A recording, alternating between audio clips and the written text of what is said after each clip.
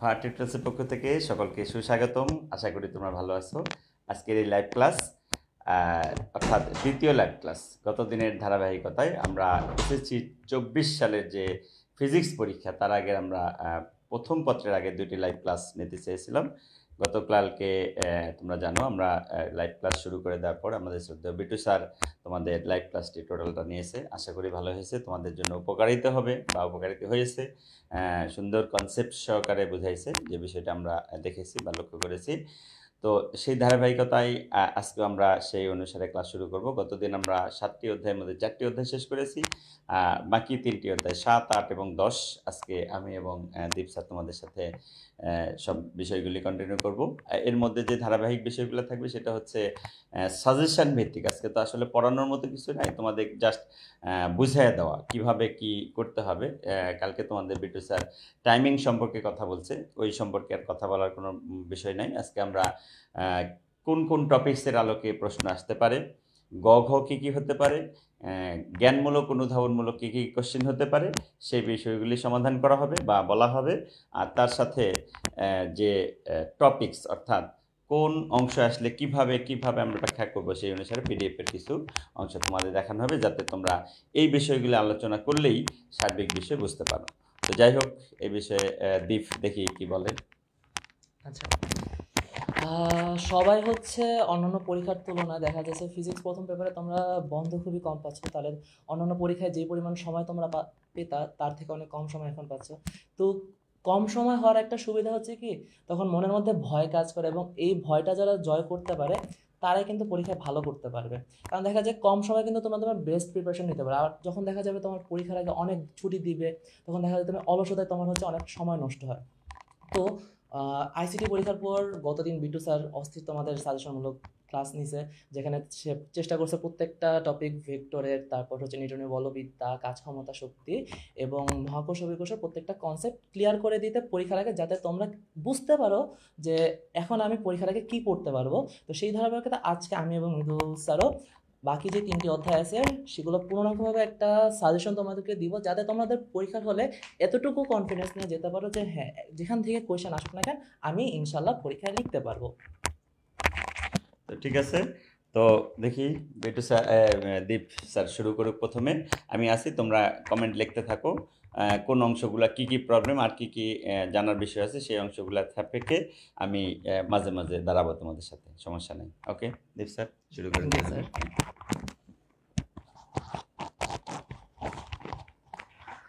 আচ্ছা, ধন্যবাদ সবাইকে, ধন্যবাদ মৃদুল স্যারকে। তোমাদের যেহেতু প্রথম 4টা অধ্যায় শেষ হয়ে গেছে শর্ট সিলেবাসে, লাস্টে 3টা অধ্যায় বাকি আছে, অধ্যায় 7 থেকে আমরা শুরু করি, চলো। আচ্ছা, পদার্থের গাঠনিক ধর্ম থেকে লাস্ট কিছু ইয়ারে কি কি কোয়েশ্চেন, মানে কোন কোন টপিক থেকে কি কি কোয়েশ্চেন আসছে সেটা একটা সাজেশন প্রথমে দেওয়া আছে। দেখা গেছে স্থিতিস্থাপকতা সম্পর্কে রাশিমালা থেকে কিছুটা আসছে, হুকের সূত্র থেকে কম আসছে, কিন্তু আমি যদি এখানে নোট করি যে স্থিতিস্থাপক গুণাঙ্ক, এখান থেকে কিন্তু অনেক বেশি কোয়েশ্চেন আসছে। বিশেষ করে শর্ট সিলেবাস হওয়ার কারণে 22 সাল এবং 23 সালে অহরহ অনেক বেশি কোয়েশ্চেন আসছে, এবং সেই সাথে পয়সনের অনুপাত থেকেও ইউজুয়ালি অনেক বেশি কোয়েশ্চেন আসে। কারণ হচ্ছে কি, তোমার গতে যদি তোমার যে কোনো একটা টপিক দিয়ে কোয়েশ্চেন দিলে ঘতে আরেকটা টপিক দিয়ে কোয়েশ্চেন চলে আসে। আচ্ছা, চলো চ্যাপ্টারের কিছু আইডিয়া নেওয়া যাক। চ্যাপ্টারের প্রথম দিকে কি কি ছিল, বিভিন্ন বিক্রিয়া সম্পর্কে আইডিয়া, বন্ধন সম্পর্কে আইডিয়া দেওয়া ছিল, সমযোজী বন্ধন, আয়নিক বন্ধন, এবং তার পাশাপাশি হচ্ছে তারপরে চলে গেছে তোমাদের ইম্পর্টেন্ট টপিক যেখান থেকে সৃজনশীল আসে, স্থিতিস্থাপকতাতে।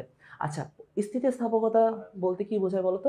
স্থিতিস্থাপকতা বলতে বস্তু যেই ধর্ম, বস্তু এমন একটা ধর্ম যেই ধর্মের কারণে কি সে তার অবস্থানে থাকতে চায়। লেটস সে, যদি ধরো আমি কোনো হচ্ছে একটা রাবারের বলকে প্রেশার দিলাম, প্রেশার দেওয়ার পর কি হবে, সে হচ্ছে কিছুটা তার আয়তন সংকুচিত হবে, কিন্তু যখন আমি ছেড়ে দেবো সে কি আবার আগের আয়তনে ফেরত আসবে। তার মানে হচ্ছে কি, সে যে আগের ধর্মে ফেরত আসলো, এটা হচ্ছে কি তাদের স্থিতিস্থাপক ধর্ম। এখন দেখো, সবাই হচ্ছে 2টা টার্ম সম্পর্কে খুবই অবগত। একটা হচ্ছে পীড়ন ও বিকৃতি। এটা কার সূত্র থেকে অবগত হয়েছে? তো আমরা হুকের সূত্র থেকে। হুক কি বলছিল? স্থিতিস্থাপক সীমার মধ্যে পীড়ন বিকৃতির সমানুপাতিক। এখন তার মানে স্থিতিস্থাপক সীমাটা কি? আগে বলছি স্থিতিস্থাপক ধর্মটা হচ্ছে কি, পদার্থ যেরকম অবস্থা ছিল সেরকমই থাকতে চাওয়ার প্রবণতা তার স্থিতিস্থাপক ধর্ম। এখন যদি যেই একটা প্রেশার প্রয়োগ করলে বা একটা যদি আমি এমন বল দিই বা এমন অত্যাজন অসহ বল দিই যেটা দেওয়ার ফলে সে যদি ডিফর্ম হয়ে যায়, সে যদি তার আকার চেঞ্জ করে ফেলে, তখন হচ্ছে কি সে তার স্থিতিস্থাপক সীমার বাইরে চলে গেছে। মানে যেই পরিমাণ প্রেশার সে সহ্য করতে পারবে ওই পরিমাণ প্রেশার যদি দেওয়া হয় তাহলে কি সে তার আগের যে অবস্থান বা আগের আকার সেটাতে ফেরত আসবে, সেটা হচ্ছে কি তার স্থিতিস্থাপক সীমা। কিন্তু যদি ওই সীমাটা সে পার করে যায় তখন কি সে আর আগের অবস্থায় ফেরত আসতে পারবে না। এবং যেই প্রেশারটা দেওয়া হয় যেটার কারণে হচ্ছে কি সে তার আকার চেঞ্জ হয়ে যায় সেটাকে বলা হয় অসহ পীড়ন। এবং তার আগে স্থিতিস্থাপক সীমার মধ্যে যেই ধর্মের কারণে সে আবার নিজে আগের ফর্মে ফেরত আসে সেই প্রেশারটা হচ্ছে পীড়ন এখানে। তো পীড়নের ফর্মুলা আই থিঙ্ক তোমরা সবাই জানো, F/A। একক কি? একক হচ্ছে নিউটন পার মিটার স্কয়ার। এখন তোমাদের যদি বলি মাত্রা কি হবে, সবার জন্য হচ্ছে একটা ইম্পর্টেন্ট জিনিস, যে তোমরা যে কোনো বোর্ডে হও না কেন তোমাদের মাত্রা থেকে প্রত্যেকটা বোর্ডে একটা করে হলো এমসিকিউ আসবে কিংবা জ্ঞানমূলক কোয়েশ্চেন আসবে। তো তোমাদের বইয়ে যতগুলো রাশি আছে সেই রাশিগুলোর মাত্রা সম্পর্কে একটু ভালো করে আইডিয়া জেনারেট করে যাও। আচ্ছা, আমি যদি দেখি নিউটন পার মিটার, নিউটনকে ভাঙলে কি হচ্ছে kg metre per second square, আর সাথে কি আছে পার মিটার স্কয়ার। তাহলে এখান থেকে আমি দেখতেছি নিউটন পার মিটার স্কয়ারকে ভাঙলে কি হচ্ছে newton K G per metre per second square. তো আমি যদি এখানে মাত্রাটা সাজাই M L inverse 1 T inverse 2, তাহলে এটা হচ্ছে পীড়নের মাত্রা। ওকে, নেক্সট, দৈর্ঘ্য বিকৃতি ইয়ংয়ের গুণাঙ্ক দৈর্ঘ্য বিকৃতির জন্য কৃতকাজ ও শক্তি ঘনত্ব। আচ্ছা, তো আগে বিকৃতি কি সেটা সম্পর্কে জানো। তোমরা সবাই হুকের সূত্র তো জানো, যেটা আমি বললাম কি মাত্র স্থিতিস্থাপক সীমার মধ্যে পীড়ন বিকৃতি সমানুপাতিক হবে। যদি আমি এটার গ্রাফটা একটু চিন্তা করি, যদি এই পাশে হচ্ছে আমি লেটস সে পীড়ন ধরলাম, এই পাশে হচ্ছে আমি বিকৃতি ধরলাম, সবাই তো এই গ্রাফটা চিনো যে স্থিতিস্থাপক সীমার মধ্যে একটা কি সমানুপাতিক সম্পর্ক থাকবে। যখন সেই স্থিতিস্থাপক সীমা থেকে বের হয়ে যাবে তখন হচ্ছে কি সে অন্য ডিফর্ম হয়ে যাবে। আচ্ছা, তাহলে বিকৃতি টার্মটা কি? বিকৃতি হচ্ছে কি তার যে পরিবর্তনটা হইলো তার আদি দৈর্ঘ্য বা আদি আয়তন বা আদি আকার আর যে পরিবর্তিত যে দৈর্ঘ্য, এই দুইটা রেশিও হচ্ছে বিকৃতি। তাহলে বিকৃতির টোটালি 3 রকমের হতে পারে, দৈর্ঘ্য বিকৃতি, আকার বিকৃতি বা কৃন্তন, এবং সেই সাথে আয়তন বিকৃতি। আমরা এক এক করে সবগুলো জানবো। আমি যদি দৈর্ঘ্য বিকৃতির কথা চিন্তা করি, লেটস সে আমি হচ্ছে কোনো একটা অবজেক্ট নিলাম, সেই অবজেক্টের দৈর্ঘ্য হচ্ছে এল, এবং তারকে আমি চেঞ্জ করে ফেললাম, তাকে হচ্ছে একটা প্রেশার প্রয়োগ করে তাকে হচ্ছে নতুন একটা দৈর্ঘ্য দেওয়া হলো L1। তাহলে এই যে আমার যতটুকু দৈর্ঘ্য বাড়ছে সেটা হচ্ছে কি তাদের ডিফারেন্স। আসসালামু আলাইকুম, ইন্টারনেটের একটু ঝামেলার কারণে গত লাইভটা অফ হয়ে গেছে। তো আমরা যেখানে অফ করছিলাম সেখান থেকে আবার রিস্টার্ট করি, চলো। তো পীড়ন সম্পর্কে সবাই আইডিয়া পেয়ে গেছো। এখন আমরা বিকৃতি সম্পর্কে একটু আইডিয়া নিই। তো হুকের সূত্র কি ছিল? পীড়ন বিকৃতির সমানুপাতিক। কোন কিসের ভিতর? কিন্তু এখানে শর্ত ছিল, শর্তটা হচ্ছে কি স্থিতিস্থাপক সীমার ভিতর। তাহলে স্থিতিস্থাপক সীমার ভিতর পীড়ন বিকৃতির সমানুপাতিক। আমি যদি ওর গ্রাফটা একটু দেখি,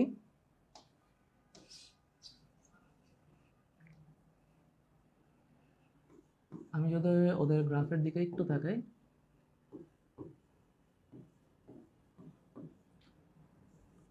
স্থিতিস্থাপক সীমার মধ্যে একটা স্ট্রেট লাইন থাকবে।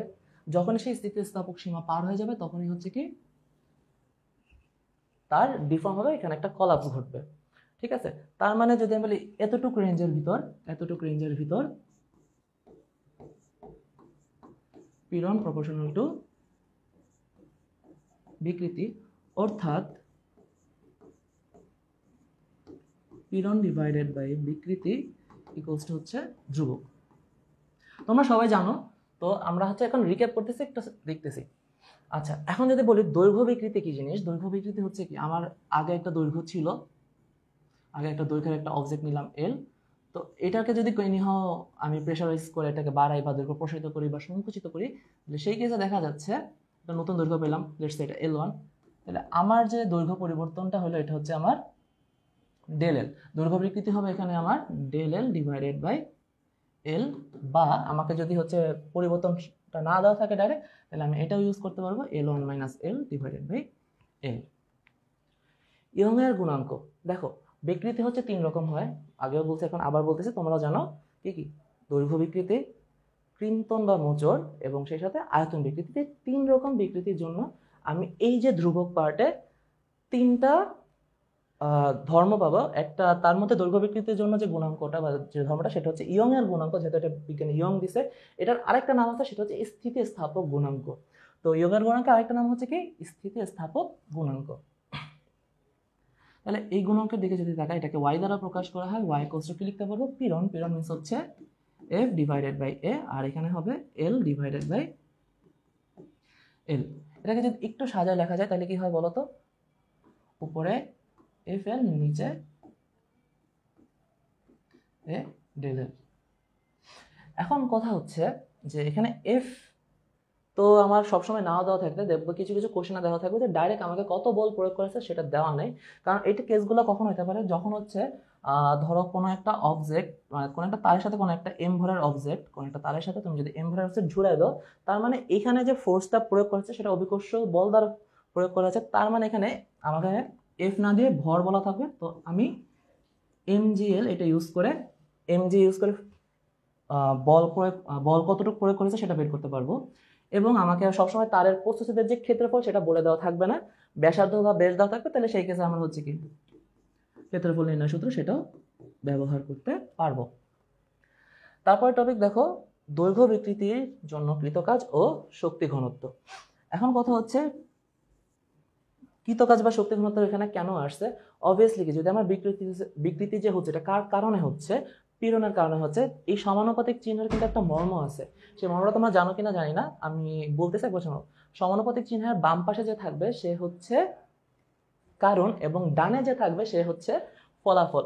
অর্থাৎ মানে বামের কারণে, মানে এর কারণে ও হচ্ছে, মানে পীড়ন হচ্ছে কারণ, বিকৃতি হচ্ছে ফলাফল। তাহলে পীড়নের কারণে বিকৃতি হচ্ছে, তার মানে কি দৈর্ঘ্য বিকৃতির জন্য অবভিয়াসলি কৃতকাজ হবে, কারণ পীড়ন মানে কি, তার এখানে বল প্রয়োগ করা হয়েছে।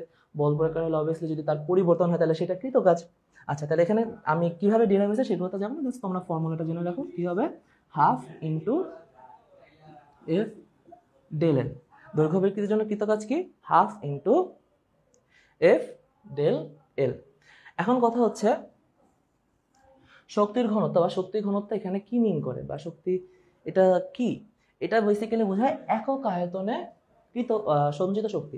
শক্তির ঘনত্ব মানে কি বোঝায়? একক আয়তনে সঞ্চিত শক্তি। মানে হচ্ছে কি, আমি এই যে পুরা কৃতকাজটা করলাম, এটা তো পুরা কোনো একটা তারের জন্য প্রত্যেকটা অংশে কতটুকু কৃতকাজ হয়েছে সেটা। কিন্তু আমি যদি একটা নর্মাল একক আয়তনে হিসাব করতে চাই, তার মানে হচ্ছে আমি কৃতকাজকে যদি ডাব্লিউ দ্বারা ডিনোট করি, তাহলে শক্তি ঘনত্ব হবে ডাব্লিউ ডিভাইডেড বাই ভি। অর্থাৎ হচ্ছে এই যে অবজেক্টটার আমি শক্তি ঘনত্ব বের করবো, তার আয়তনকে ভাগ করবো কি দ্বারা? কৃতকাজ দ্বারা। তাহলে এটাই কোর্স হচ্ছে, তুমি একটা ফর্মুলা মনে রাখতে পারো, হাফ ইন্টু দৈর্ঘ্য পীড়ন ইন্টু দৈর্ঘ্য বিকৃতি। আচ্ছা, মোটামুটি এটা সম্পর্কে যদি আইডিয়া পেয়ে যাও, আমরা নেক্সট স্লাইডে চলে যাই। আকার বিকৃতি, কিন্তন বিকৃতি বা মোচড় দৃঢ়তা। তো এই জিনিসটা তো অনেক একটু প্যাচ খায়, মানে এটা কি আসলে? তাহলে মোচড় মানে মোচড়া, তোমরা ক্যান মোচড়াও না? অনেকে তো কোক টোক খাও, যেটা তোমাদের স্বাস্থ্যের জন্য ভালো না, বা তাও খাও, কোক, স্প্রাইট, ফান্টা, অনেক অনেক কিছু খাইতে পারো। এটার যে ক্যান, তো ক্যান মাঝে মধ্যে মোচড়াইতে মজা লাগে, একটু মোচড়াই দেখি কেমন লাগে। তার মানে তুমি হচ্ছে কি ওর যে অ্যাকচুয়াল শেপটা সেটা থেকে তুমি হচ্ছে ওকে ডিফর্ম করে দিচ্ছ, কিছুটা ডিফর্ম করতেছো। লেটস আমি যদি ধরি কোনো একটা অবজেক্ট, এটার একটা অ্যাঙ্গেল বরাবর যদি আমি এখানে ফোর্স দিতেছি, তার মানে কি এই যে ধরো এই জায়গাটাকে আমি স্টেবল রাখলাম, রেখে এখানে আমি ফোর্স অ্যাপ্লাই করতেছি, তার মানে কিছুটা ডিফর্ম হয়ে গেছে। লেটস এখানে কিছুটা ডিফর্ম হয়ে গেছে, 3 ডিগ্রি অ্যাঙ্গেলে ডিফর্ম হয়ে গেছে। এটা এল ধরো, ধর এটা ডি ধরো, ঠিক আছে? তার মানে এখানে যে ওর কিচন বা দূরত্ব এটা হচ্ছে থিটা, যেখানে থিটা ইকুয়ালস আমি বলতে পারবো এল বাই ডি। এটা হচ্ছে কি আমার আকার বিকৃতি বা কৃন্তন। এখন দৃঢ়তার গুণাঙ্ক কি, তো আমি আগেও দেখছি যে ওই হুকের সূত্র থেকে ধ্রুবক ইকুয়ালস টু কি পীড়ন বাই বিকৃতি। তাহলে এখানে ধ্রুবকটা আমি প্রকাশ করব ইটা দ্বারা, যেটা দ্বারা কিন্তন গুণাঙ্ক, দৃঢ়তার গুণাঙ্ক বা কিন্তন গুণাঙ্ক বলা হয়।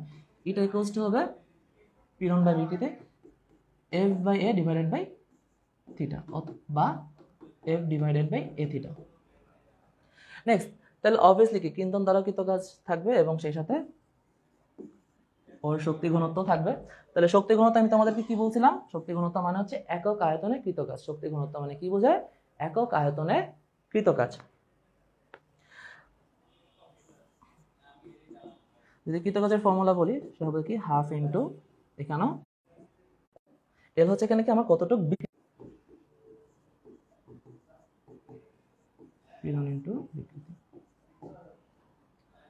আচ্ছা, কারো জন্য সমস্যা থাকলে কমেন্ট বক্সে জানাইতে থাকো। আমার একটা পোর্শন পড়ানো শেষ হলে আমি তোমাদের সবার রিপ্লাই দেওয়া শুরু করব। আয়তন বিকৃতি। তাহলে আয়তন বিকৃতিটা আমি কি দ্বারা প্রকাশ করতে পারবো? উপরে হবে কি কতটুকু পরিবর্তিত হয়েছে, নিচে হচ্ছে আদি আয়তন, এটা হচ্ছে ছোট হাতের বি আর নিচে হচ্ছে বড় হাতের বি। তো আয়তন গুণাঙ্ক এটাকে বলা হয়, এটা আরেকটা নাম হচ্ছে বাল্ক মডুলাস, এটার আরেকটা নাম হচ্ছে কি বাল্ক মডুলাস। তো তোমরা দুইটা নাম দিয়ে মনে রাখতে পারো, আয়তন গুণাঙ্ক কিংবা বাল্ক মডুলাস। প্রকাশ করা হয় বি দিয়ে, ইকুয়ালস টু তোমরা বলতে পারবা উপরে হবে কি পীড়ন মানে আয়তন পীড়ন আর নিচে হবে আয়তন বিকৃতি। আয়তন পীড়ন হচ্ছে কত? সেম এফ বাই এ আর এখানে হবে ভি বাই ভি। আবার অনেক ক্ষেত্রে দেখবা এখানে আয়তন পীড়নের ক্ষেত্রে বলের পরিবর্তে মাঝে মাঝে প্রেশার দেওয়া থাকে। কিছু কিছু কোয়েশ্চেনে অবজেক্টিভে বেশি করে এটা দেখা যায় যে আমাকে বল বা প্রসেসরের ক্ষেত্রে বল দেওয়া অনেক প্রেশার দেওয়া আছে, তাহলে সেই ক্ষেত্রে তুমি তখন এখানে কি প্রেশার এফ বাই এর বদলে প্রেশারও ইউজ করে ম্যাথটা করতে পারো। আচ্ছা, তারপরে হচ্ছে আয়তন বিকৃতির জন্য কৃতকাজ। আয়তন বিকৃতির জন্য কৃতকাজ একটু লিখে রাখো, W equals to half into pressure into volume change. এটা হচ্ছে ছোট হাতের বি, মানে কতটুকু আমার আয়তন বিকৃতি হয়েছিল, প্রেশার ইন্টু কতটুকু আমার আয়তন বিকৃতি হয়েছিল সেটা, ঠিক আছে। এবং শক্তি ঘনত্ব, শক্তি ঘনত্ব মানে কি বলছি? একক আয়তনের সঞ্চিত শক্তি। শক্তি ঘনত্ব মানে কি? একক আয়তনের সঞ্চিত শক্তি। সেটা ইকুয়ালস টু কি মিন করবে? W by V equals to half into আয়তন পীড়ন ইন্টু আয়তন বিকৃতি। তো পীড়ন এবং বিকৃতির যে সম্পর্কগুলো, যে ফর্মুলাগুলো আছে, আমরা সবগুলো একটু তোমাদেরকে দেখানোর চেষ্টা করছি। তোমরা সবাই বুঝছো কিনা আমাকে জানো, তোমাদের কোনো প্রবলেম আছে কিনা জানো। আমি একটু লাইভে তোমাদের কমেন্টগুলো দেখতেছি। তোমরা সবাই বুঝছো কিনা আমাকে জানো, তোমাদের কোনো প্রবলেম আছে কিনা জানো। আচ্ছা, তোমরা একটু কমেন্ট করতে থাকো, কমেন্ট করে আমাকে জানো তোমাদের কি কি প্রবলেম আছে, সেই জিনিসগুলো আমাকে একটু জানাইতে থাকো।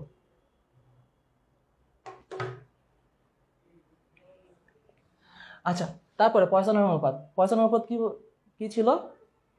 ধরো তুমি কোনো অবজেক্ট নিছো,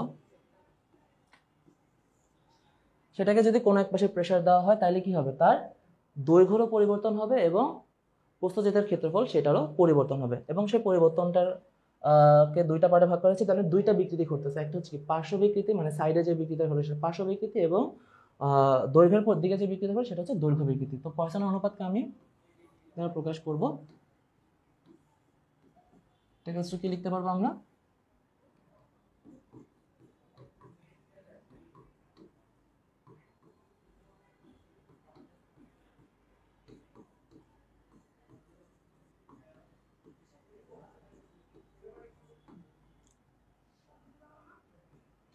আচ্ছা, তো পয়সনের অনুপাতের একটা রেঞ্জ আছে, আমরা সবাই জানি, সেটা কি বলতো? -1 থেকে হাফ পর্যন্ত। তো -1 থেকে যদি হাফ পর্যন্ত হয়, এটা হচ্ছে তাত্ত্বিকভাবে, একটু মনে রাখো, এটা হচ্ছে কি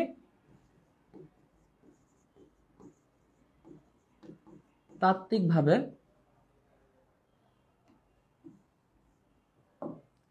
বোর্ডে ভূত আসছে। আচ্ছা, তাত্ত্বিকভাবে। আর যদি বাস্তবে চিন্তা করি, বাস্তবে হচ্ছে পয়সনের অনুপাত ঋণাত্মক হইতে পারে না, তার মানে অবভিয়াসলি কি 0 থেকে বড় হবে এবং 0.5 থেকে ছোট হবে। আরও যদি প্রিসাইসলি চিন্তা করো, বেশিরভাগ ক্ষেত্রে মোস্ট অফ দ্য কেসে পয়সনের অনুপাত 0.2 থেকে 0.4 এর মধ্যে থাকে।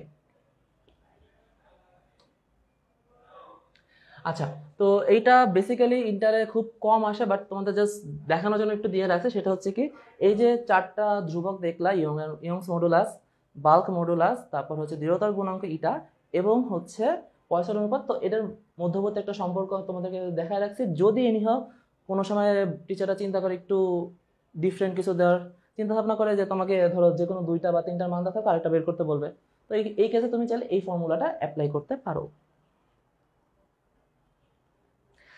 আচ্ছা, তো অধ্যায়ের সাথে তো যেই টপিক ফর্মুলাগুলো ছিল ওইগুলো একটু আলোচনা করলাম, এবং আমরা ক খ এবং গ ঘর জন্য কি কি পড়বো সেটাতে একটু আমরা প্রিসাইজ করি। চলো। আচ্ছা,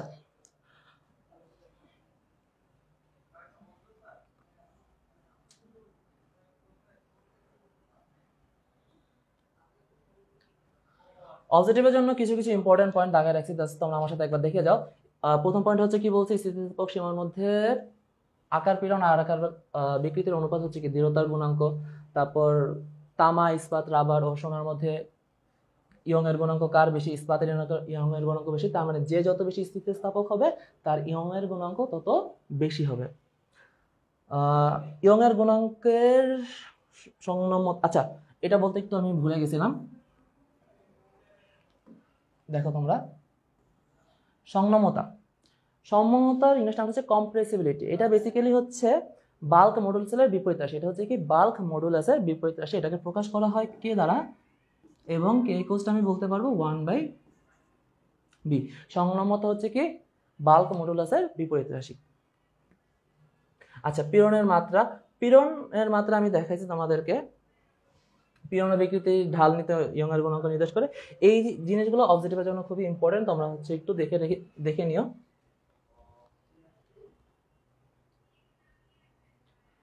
আচ্ছা, এখন সৃজনশীলের পার্টের কিছু কিছু কি জিনিস পড়লে তোমরা হচ্ছে কমন পাবা, মানে পরীক্ষার হলে এই জিনিসগুলো তুমি যদি আজকে রাতে জাস্ট একটু চোখ বুলায় যাও, আমি তোমাদেরকে কোয়েশ্চেনগুলো জাস্ট বলে দিচ্ছি, তোমরা একটু নিয়ে রাখো, পারলে স্ক্রিনশট নিয়ে রাখো। নিয়ে রেখে তুমি এটার জাস্ট অ্যান্সারগুলো দেখে যাও। আই থিঙ্ক এগুলোর মধ্যে থেকে তুমি কালকে সৃজনশীলে হতে এনাফ কমন পাবা। জ্ঞানমূলকের জন্য তুমি বোর্ড কোয়েশ্চেনগুলো জাস্ট সাজেস্ট করতেছি। দেখতে স্থিতিস্থাপক সীমা বলতে কি বোঝো, অসহ পীড়ন, পয়সন অনুপাত, সংলগ্নতা, স্থিতিস্থাপক ক্লান্তি, স্থিতিস্থাপকতা কি বলে, এই জিনিসগুলো এই টাইপের মধ্যে থেকেই তোমার বেশিরভাগ বোর্ডে কমন পাবা। এবং সেই সাথে যদি ক্ষয়ের দিকে যাই একটু, অসহ পীড়ন এত মিটার পার সেকেন্ড, এত নিউটন পার মিটার স্কোয়ার বলতে কি বুঝো, সীসার আয়তন গুণাঙ্ক এত নিউটন মিটার পার স্কোয়ার বলতে কি বুঝো। এইটা হচ্ছে মাখন কোয়েশ্চেন। এটা তোমরা হয়তো স্কুল কলেজে অনেক বেশি দেখে থাকবা, এবং সেই সাথে বোর্ডও রেগুলার, মানে প্রতিবার কোনো না কোনো বোর্ডে এই কোয়েশ্চেনটা দেখা যায়। সেই সাথে হচ্ছে তাপমাত্রার সাথে স্থিতিস্থাপক গুণাঙ্ক মান কমে কেন ব্যাখ্যা করো। এই জিনিসগুলো বইয়ের হচ্ছে একদম ভিতর থেকে আসে, এবং তুমি যদি হচ্ছে বই যারা ভালো মতো পড়ছে তারা আই থিঙ্ক এইগুলোর অ্যান্সার তাদের আগে থেকে জানা আছে। যাদের জানা নাই তারা চেষ্টা করো এগুলো একটু দেখে যাওয়ার।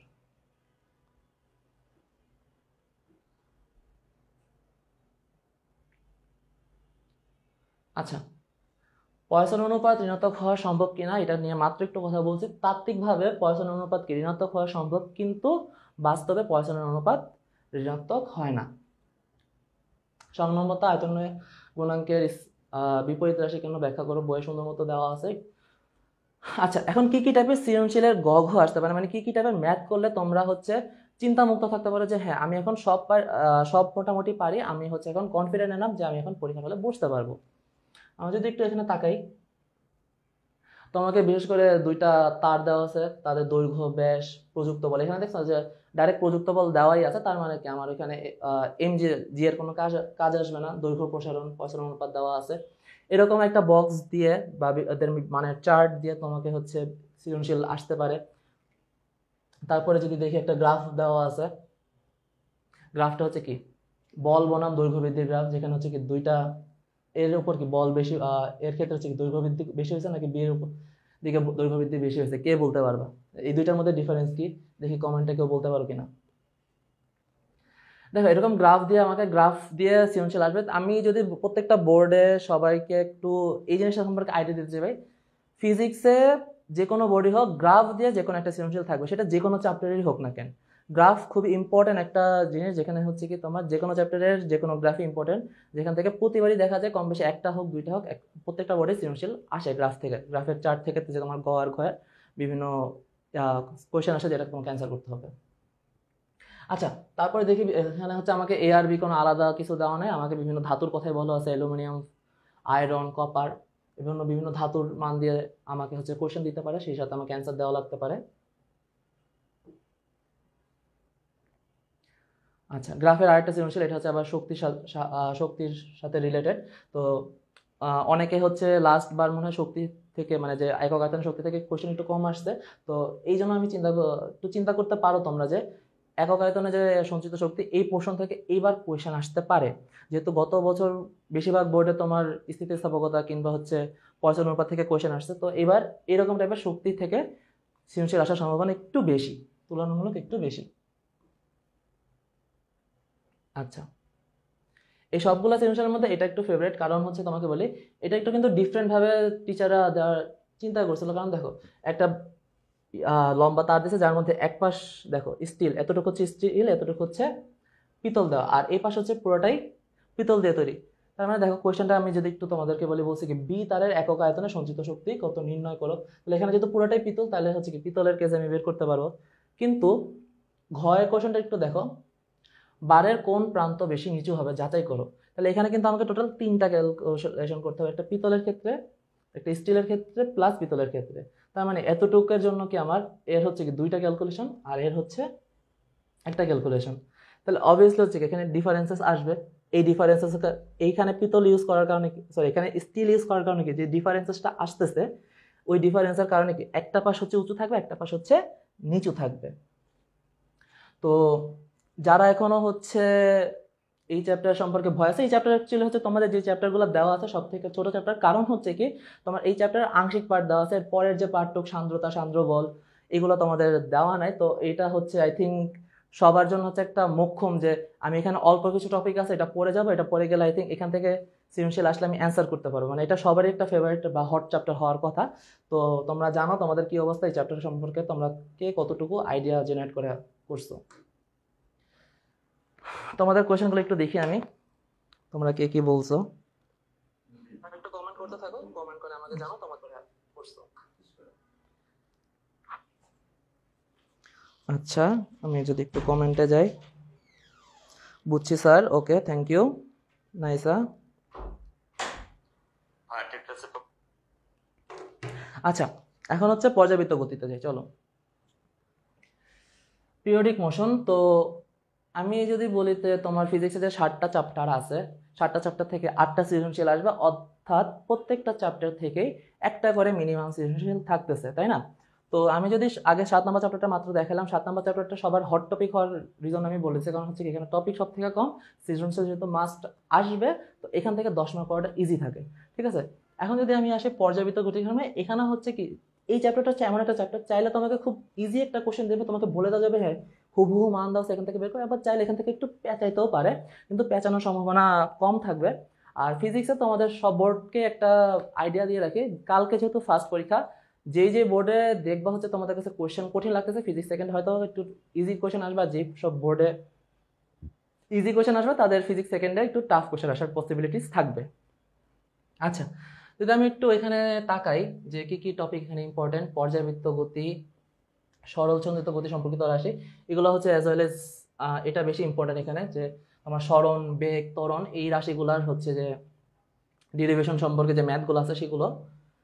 সরল দোল সরল দোলক হবে, গতি ধারণা, অন্তরীকরণ সমীকরণ ও ব্যবহার, এটা অন্তরীকরণ সমীকরণ থেকে প্রায় হচ্ছে অবজেক্টিভ আসে। সরল দোলগতি সম্পন্ন বস্তুর অন্তরীকরণ সমীকরণ, এখান থেকে এটা ইম্পর্টেন্ট। সরল দোলনার গতি হচ্ছে বৃত্তাকার গতির মধ্যে সম্পর্ক, এটা ইম্পর্টেন্ট। আচ্ছা, পর্যাবৃত্ত গতি, আমরা একটু পর্যাবৃত্ত গতি সম্পর্কে জানি, পর্যাবৃত্ত গতিটা কি, ঠিক আছে? পর্যাবৃত্ত বেসিক্যালি গতি কি, কোনো আইডিয়া আছে? অবভিয়াসলি তোমাদের আইডিয়া থাকার কথা, 2 বছর পড়াশোনা করে আসছো। কোনো একটা বস্তু একটা নির্দিষ্ট বিন্দুকে একই সময় পরপর যদি অতিক্রম করে, তাহলে তাকে বলা হয় পর্যাবৃত্ত গতি, ঠিক আছে? আমরা কি কি অবজেক্ট সম্পর্কে জানি পর্যাবৃত্ত সম্পর্কে? কোনো যে কোনো ঘূর্ণায়মান কোনো বস্তু, ঘূর্ণায়মান কোনো বস্তু হচ্ছে কি পর্যাবৃত্ত গতি। আচ্ছা, তোমরা কেউ কি হচ্ছে ফ্রি হ্যান্ড সার্কেল ড্র করতে পারো? আমাকে দেখায় তো তোমরা কেউ হচ্ছে ফ্রি হ্যান্ড সার্কেল ড্র করতে পারো কিনা এরকম করে, যদি আমারটা বেশি ভালো হয় নাই। দেখি, তো যে কোনো ঘূর্ণায়মান বস্তু কি হচ্ছে পর্যাবৃত্ত গতি, তার মানে কারণ কি দেখো, কারণ হচ্ছে কি একটা বিন্দুতে একটা নির্দিষ্ট সময় পর পর সে কি করে অতিক্রম করতেছে। তারপর হচ্ছে কি তরঙ্গ, তরঙ্গ হচ্ছে পর্যাবৃত্ত গতি। তারপর হচ্ছে স্প্রিং, স্প্রিংও হচ্ছে কি, স্প্রিংও হচ্ছে পর্যাবৃত্ত গতির উদাহরণ। বা সরল দোলক, যেটা দিয়ে পুরো চ্যাপ্টার, সরল দোলক হচ্ছে কি পর্যাবৃত্ত গতির উদাহরণ, উৎকৃষ্ট উদাহরণ। বা হচ্ছে গিটারের তার, এগুলো যখন তুমি হচ্ছে কাঁপাও তখন হচ্ছে কি ওয়েভের মতো কাঁপতে থাকে না, এরা হচ্ছে কি পর্যাবৃত্ত গতির উদাহরণ। আচ্ছা, এখন হচ্ছে আমরা পর্যাবৃত্ত গতির কিছু রাশিমালা সম্পর্কে জানবো। এটা বেসিক্যালি হচ্ছে কি যে সকল কণা বা যে সকল পার্টিকেল বা যে সকল অবজেক্ট যারা পর্যাবৃত্ত গতিতে আছে বা সরল চন্দ্রিত স্পন্দনের মাধ্যমে স্পন্দনরত আছে তাদের জন্য, যদি আমি স্বর্ণের দিকে থাকি, স্বর্ণের ইকুয়েশনটা কি তোমরা সবাই জানো, y ইকুয়ালস টু বা x equals to a sin omega T plus del. আচ্ছা, y হচ্ছে কি এখানে স্মরণ, a হচ্ছে বিস্তার, a হচ্ছে কি বিস্তার, ওমেগা হচ্ছে কি, ওমেগা হচ্ছে কৌণিক কম্পাঙ্ক বা কৌণিক বেগ।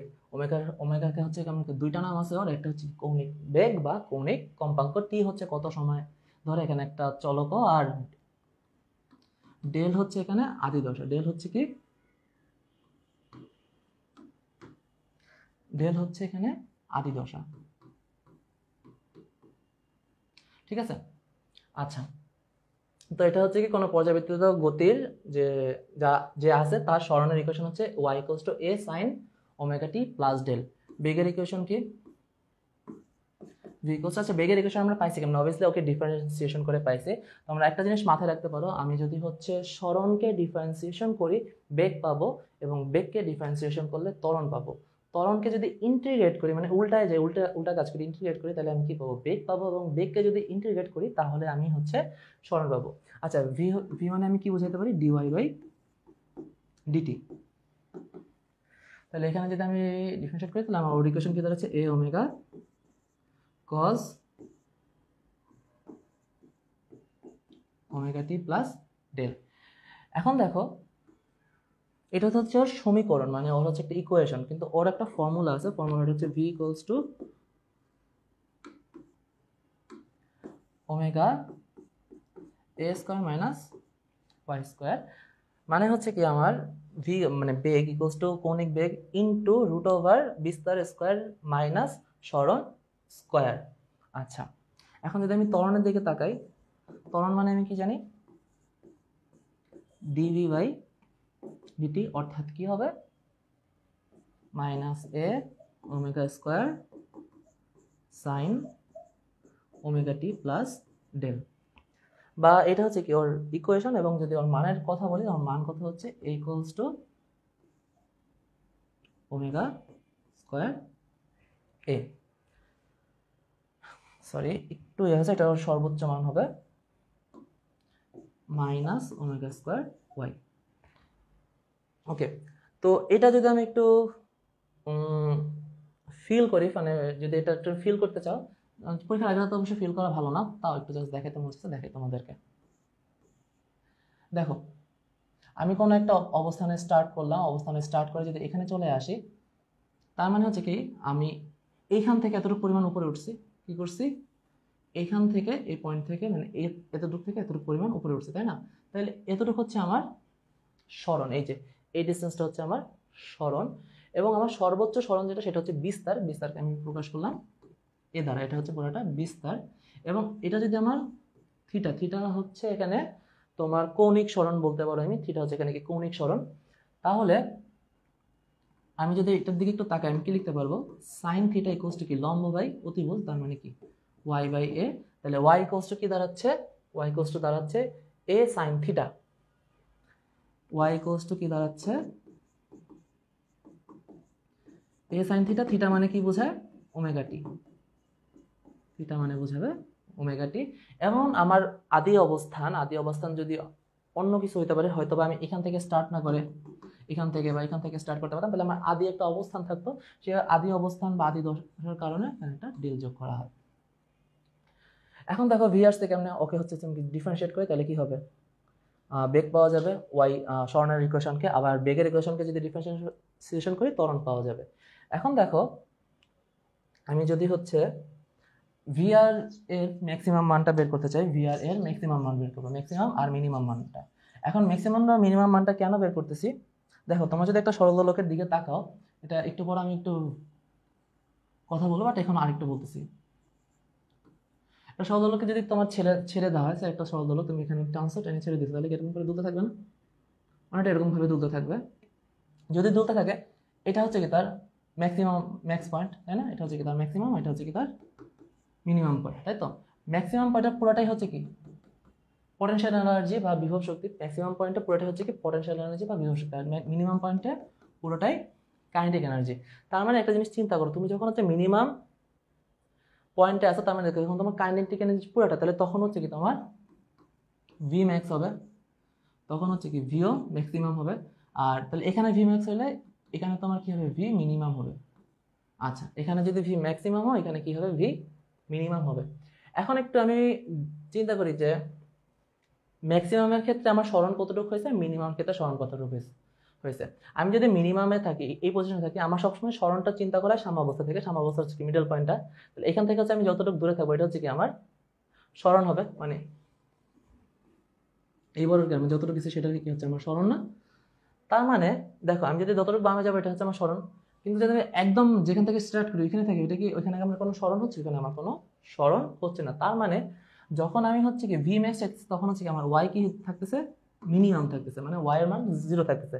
তার মানে আমি একটা জিনিস বলতে পারবো যে ওয়াই কোস টু যদি 0 হয়, দেখো ওয়াই কোস টু যদি 0 হয়, ভি কি হবে, ভি হবে ম্যাক্সিমাম হবে। ওয়াই ইকুয়ালস টু যদি 0 হয়, ভি কি হবে, ম্যাক্সিমাম হবে। ভি ম্যাক্স ইকুয়ালস টু আমি কি লিখতে পারবো বলো তো, ভি ম্যাক্স ইকুয়ালস টু লিখতে পারবো না, যদি ওয়াই 0 বসো তাহলে হবে ওমেগা এ। আর তার মানে আমি বলতে পারবো ওয়াই এর মান যদি ম্যাক্সিমাম, ওয়াই এর মান ম্যাক্সিমাম কতটুকু সম্ভব, বিস্তারের বাইরে তো যাওয়া সম্ভব না, কারণ বিস্তারকে সর্বোচ্চ স্মরণ বলা হয়। তাহলে ওয়াই ইকুয়ালস টু এ হলে ভি কি হবে, মিনিমাম হবে, অর্থাৎ আমার 0 আসবে। এবং দেখো ভি যদি ম্যাক্সিমাম হয়, এ তখন কি হবে, মিনিমাম হবে। ভি যদি ম্যাক্সিমাম হয়, এ তখন কি হবে, মিনিমাম হবে। এ মিনিমাম মানে কত, 0। এবং যদি ভি মিনিমাম হয়, তখন হচ্ছে এ ম্যাক্সিমাম হবে। এ ম্যাক্স মানে কত হবে, ওমেগা স্কোয়ার এ হবে। আচ্ছা, তোমরা যদি এই তিনটা রাশি সম্পর্কে আইডিয়া পেয়ে থাকো, আইডিয়া জেনারেট করতে পারো, বা এই জিনিসগুলো যারা জানতা না আগে বা জানলা, বা এখন হচ্ছে পরীক্ষায় তুমি হচ্ছে কি জিনিসগুলো আবার একটু রিক্যাপ করলা, তো কেউ যদি না বুঝে থাকো আমাকে জানাও, আমি আবার বলার চেষ্টা করবো। আমরা নেক্সট স্লাইডে যাই। দেখো কৌণিক বেগ, কৌণিক বেগ এটার আরেকটা নাম আছে, একটু আগে বলছিলাম, বলো তো সেটা কি, কৌণিক কম্পাঙ্ক। এটাকে কি বলা হয়, কৌণিক বেগের আরেক নাম হচ্ছে কি কৌণিক কম্পাঙ্ক। এটাকে প্রকাশ করা হয় কি দ্বারা, ওমেগা দ্বারা। এটাকে প্রকাশ করা হয় কি দ্বারা, ওমেগা দ্বারা। এখন সবাই তো অ্যাটলিস্ট এটা এতটুকু সম্পর্কে একটু আইডিয়া রাখো, সেটা হচ্ছে কি omega equals to 2 pi F, বা omega equals to 2 pi divided by T, তাই না। এটা আমরা হচ্ছে নিউটনের বলবিদ্যায় দেখে আসছি এই ফর্মুলাটা বা এই ফরম্যাটটা। এখন এখানে আমার কৌণিক কম্পাঙ্কের কাজ কি, কাজটা কি আমি এখানে এসে দেখতে পারবো। আচ্ছা, তো আমি একটু এখানে এসে তার আগে তোমার কৌণিক কম্পাঙ্কের সাথে আরেকটা জিনিসের সম্পর্ক দেখাই দিই। ধরো কোনো একটা স্প্রিং, আমি স্প্রিং এর এটা আলোচনা করবো, বাট এখানে একটু করা লাগতেছে তাই, বা তোমরা এটা জানো হয়তো, বা কোনো একটা স্প্রিং এ যদি আমি কোনো একটা ভর এম ঝুলাই দিচ্ছি, স্প্রিং হচ্ছে উপরের দিকে একটা ফোর্স প্রয়োগ করবে, সেটা হচ্ছে কি কে এক্স, আর নিচের দিকে হচ্ছে কি তোমার এম জি কারেক্ট হবে। তাহলে সেই ক্ষেত্রে আমি তখন বলতে পারবো কি এম জি ইকুয়ালস টু কি কে এক্স, তাই না। এম জি ইকুয়ালস টু যদি কে এক্স হয়, তাহলে দেখো আমি এখানে একটা ফর্মেটে সাজাচ্ছি, G by X equals to হচ্ছে কে বাই এম। কি লিখতে পারতেছি, G by X equals to K by M. তাহলে দেখো আমি হচ্ছে একটু আগে কি দেখছি, এ স্কোয়ার ইকুয়ালস টু কি সরি আমি একটু আগে কি দেখলাম, ত্বরণের একটা ফর্মুলা দেখছি না, a equals to omega square Y. অর্থাৎ আমি কি লিখতে পারবো, ওমেগা স্কয়ার ইকুয়ালস টু কি a বাই ওয়াই। তার মানে ওমেগা স্কয়ার আমি কি বলতে পারবো, root over omega equals to আমি বলতে পারবো, দেখো ওমেগা ইকুয়ালস টু আমি বলতে পারবো রুট ওভার ত্বরণ বাই সরণ। কি বলতে পারবো, রুট ওভার ত্বরণ বাই সরণ। অর্থাৎ এখানেও কি দেখো কি ত্বরণ বাই সরণ আছে না, তাহলে ত্বরণ বাই সরণ ইকুয়ালস টু কি কে বাই এম আসতেছে। তাহলে ওমেগা স্কয়ার যদি আমি a বাই জি লিখতে পারি, বা ওমেগা ইকুয়ালস টু যদি আমি কি লিখতে পারি, root over a by G, sorry এখানে জি তো না, a বাই ওয়াই হবে সরণের কেসে যেহেতু, হ্যাঁ a বাই ওয়াই লিখতে পারি। তাহলে ওইটার জায়গায় মানে ত্বরণ বাই সরণ এই প্লেসটাতে আমি কি লিখতে পারবো, root over K by M লিখতে পারবো। তাহলে কি লিখতে পারবো, ওমেগার তাহলে ফর্মুলা আমি আরো কি কি পেয়ে গেছি, রুট ওভার কি ত্বরণ বাই সরণ, আর একটা হচ্ছে কি root over K by M. এতটুকু যদি একটু তুলে ফেলো, তখন পর্যায়কালের বেলা একটা মজা দেখাচ্ছি তোমাদেরকে। পর্যায়কালের বেলা আই থিঙ্ক তোমরা বেশিরভাগ মানে অনেকে একটা জিনিস শিখে আসে, সেটা হচ্ছে কি সবাই বলে যে T proportional to root over L, আবার বলবে কি T proportional to 1 by root over G. তারপর বলবো কি দুইটা সমানুপাতিক মিলাই দাও, মিলাই দিয়ে তারপর গোজা মিল দিয়ে কি মিলাই দিবা, সমানুপাতিক হিসেবে 2 পাই আসবে, এটা বলে দিবে। কিন্তু কথা হচ্ছে ভাই এটা তো আমি জানি না কেমনে আসলো, যে তাই না, এটা জাস্ট তোমাদেরকে একটু দেখাই। দেখো আমি উপরে কি পাইছি, ওমেগা ইকুয়ালস টু কি 2 pi by T, omega equals to কি পাইছি 2 পাই বাই টি। তাহলে অর্থাৎ দেখো টি ইকুয়ালস টু কি লিখতে পারবো, 2 pi divided by omega. T equals to কি লিখতে পারবো, 2 পাই ডিভাইডেড বাই ওমেগা। দেখো ওমেগা যদি নিচে থাকে আর ওমেগা ইকুয়ালস টু আমি কি জানি, রুট ওভার ত্বরণ বাই সরণ, উল্টায় গেলে কি হয়ে যাবে, 2 পাই রুট ওভার সরণ বাই ত্বরণ, কি হবে রুট ওভার সরণ বাই ত্বরণ। অর্থাৎ এখন যদি আমি কোনো একটা সরল দোলকের কথা বলি, কি বলি, একটা সরল দোলকের কথা বলি, একটা সরল দোলক হচ্ছে কি তোমার অভিকর্ষ ত্বরণের কারণ হচ্ছে কি সে টাইম করতে থাকবে, তার মানে এখানে সরল দোলকের দৈর্ঘ্য থাকবে এল সরল, আর অভিকর্ষ ত্বরণ টি। তার মানে সরণের জায়গায় আমি কি বসাবো, এল বসাবো, ত্বরণের জায়গায় আমি কি বসাবো, জি বসাবো, ঠিক আছে। তো এটার অ্যাকচুয়াল কনসেপ্ট ছিল ওমেগা থেকে এখানে তোমার পর্যায়কালের মানটা বের করা হয়েছে। তারপর আমি বলতে পারবো হচ্ছে কি T proportional to root over এল, তারপর আমি বলতে পারবো টি প্রপোর্শনাল টু 1 বাই জি। এবং সেই পাশাপাশি আমি এটা বলতে পারবো, দেখো এখানে আমি আরেকটা শিখছি, root over K by M শিখছি না, তার মানে এখানে উল্টায় গেলে এটা কি হয়ে যাবে, 2 পাই রুট ওভার এম বাই কে। তাহলে আমি পর্যায়কালের ক্ষেত্রে এই চ্যাপ্টারে এই দুইটা ফর্মুলা আমার মোস্ট অফ দ্য কেসে ইউজ হবে। আচ্ছা যদি এতটুকু পর্যন্ত বুঝে থাকো তাহলে আমি পরের পেজে গেলাম, তোমরা একটু আমাকে কমেন্টে জানাতে থাকো তোমাদের কি অবস্থা। আজান দিচ্ছে, আমি একটু ব্রেক নিচ্ছি, 2 মিনিটে ব্রেক নিচ্ছি।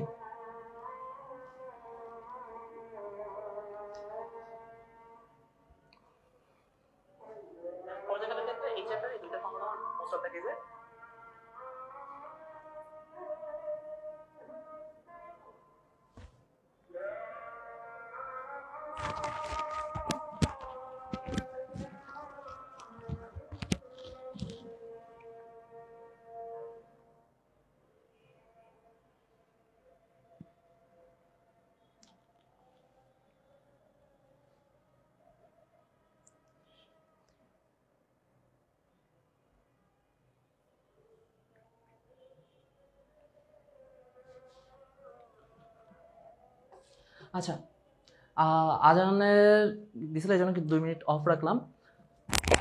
সাউন্ড ক্লিয়ার আছে কিনা একটু আমাকে আবার একটু জানা হতো, সাউন্ড কি স্পষ্ট শোনা যাচ্ছে? আচ্ছা দেখো পর্যাবৃত্ত গতি, তার মানে ওদের একটা গতিশক্তি বিভবশক্তি, এটা একটু আগে আমি একটু আলোচনা করছি। যেহেতু আমি একটা সরল দোলকের কেসে যাই, আমি একটা সরল দোলকের কেসে গেলাম,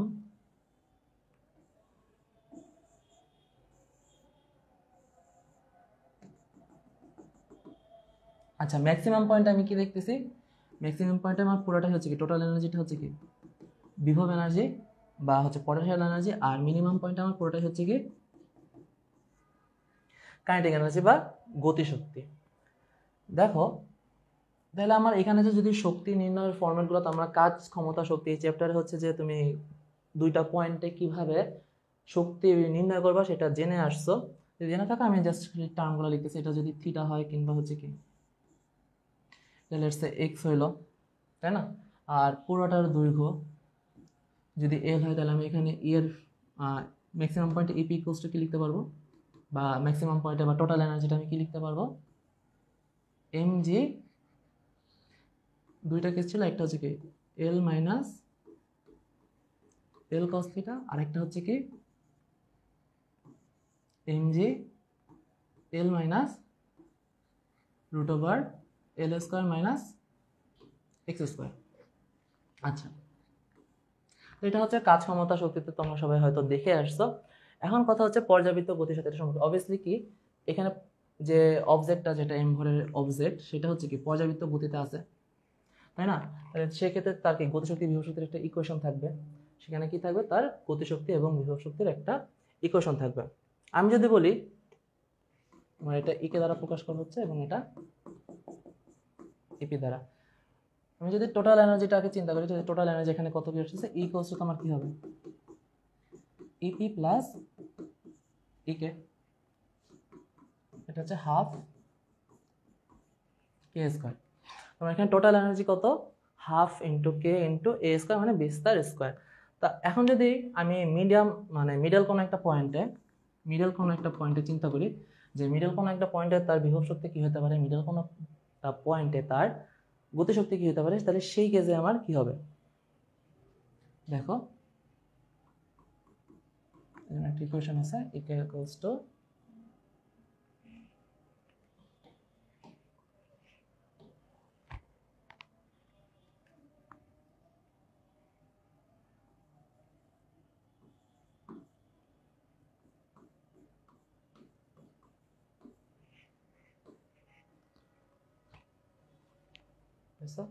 আর ইপি এর ক্ষেত্রে সেটা হচ্ছে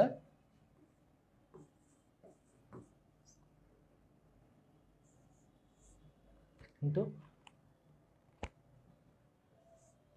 x square.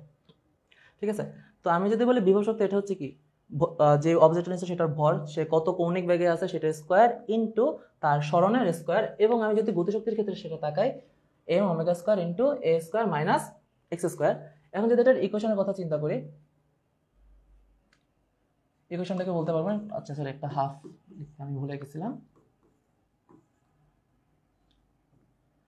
Half M omega square. এখানে যদি আমি ওর ইকুয়েশনের কথাটা বলি, ইকুয়েশনটা কি আসবে কেউ বলতে, দেখি কেউ কমেন্টে জানাতে পারবেন, তোমাদের কমেন্ট একটু দেখি আমি চেক করে।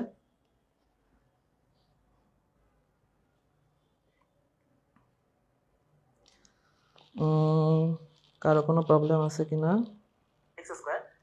এখনো তো কমই হতো। আচ্ছা আচ্ছা, সাউন্ডে মনে হয় অনেকে প্রবলেম ফেস করতেছে, একটু দেখো তো এখন সাউন্ড ঠিক আছে কিনা, একটু আমাকে জানাতো।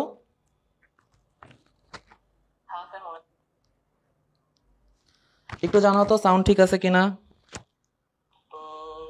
কারো কোনো প্রবলেম আছে কিনা, এখনো তো কমই হতো। আচ্ছা আচ্ছা, সাউন্ডে মনে হয় অনেকে প্রবলেম ফেস করতেছে, একটু দেখো। আবার একটু জানো সাউন্ড ঠিক আছে, কারণ আমি যখন কথা বলি মাইকটা একটু সরে যেতে পারে, তো তোমরা একটু আবার দেখো, এখন দেখো ঠিক আছে, সাউন্ড ঠিক আছে। আচ্ছা ঠিক আছে, তোমরা একটু আবার দেখো, এখন দেখো ঠিক আছে, সাউন্ড ঠিক আছে। আচ্ছা,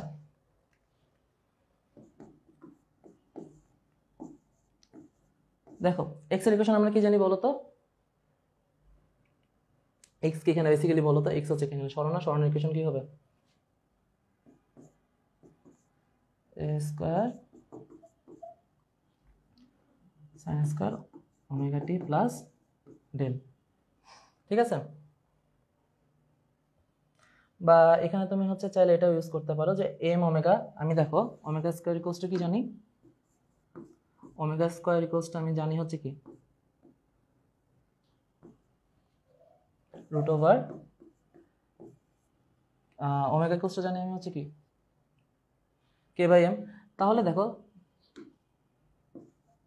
ওমেগা স্কয়ার ইকুয়ালস টু কি হবে কে বাই এম, তাহলে কে ইকুয়ালস টু কি দাঁড়াচ্ছে M omega square, K equals to K omega square দাঁড়ালে আমি তো এখানে এটাও লিখতে পারবো K A square sine square omega T plus del, এবং এখানে আমি কি লিখতে পারবো এম ওমেগা স্কোয়ার, এখানে লিখতে পারবো আমি কজ স্কোয়ার,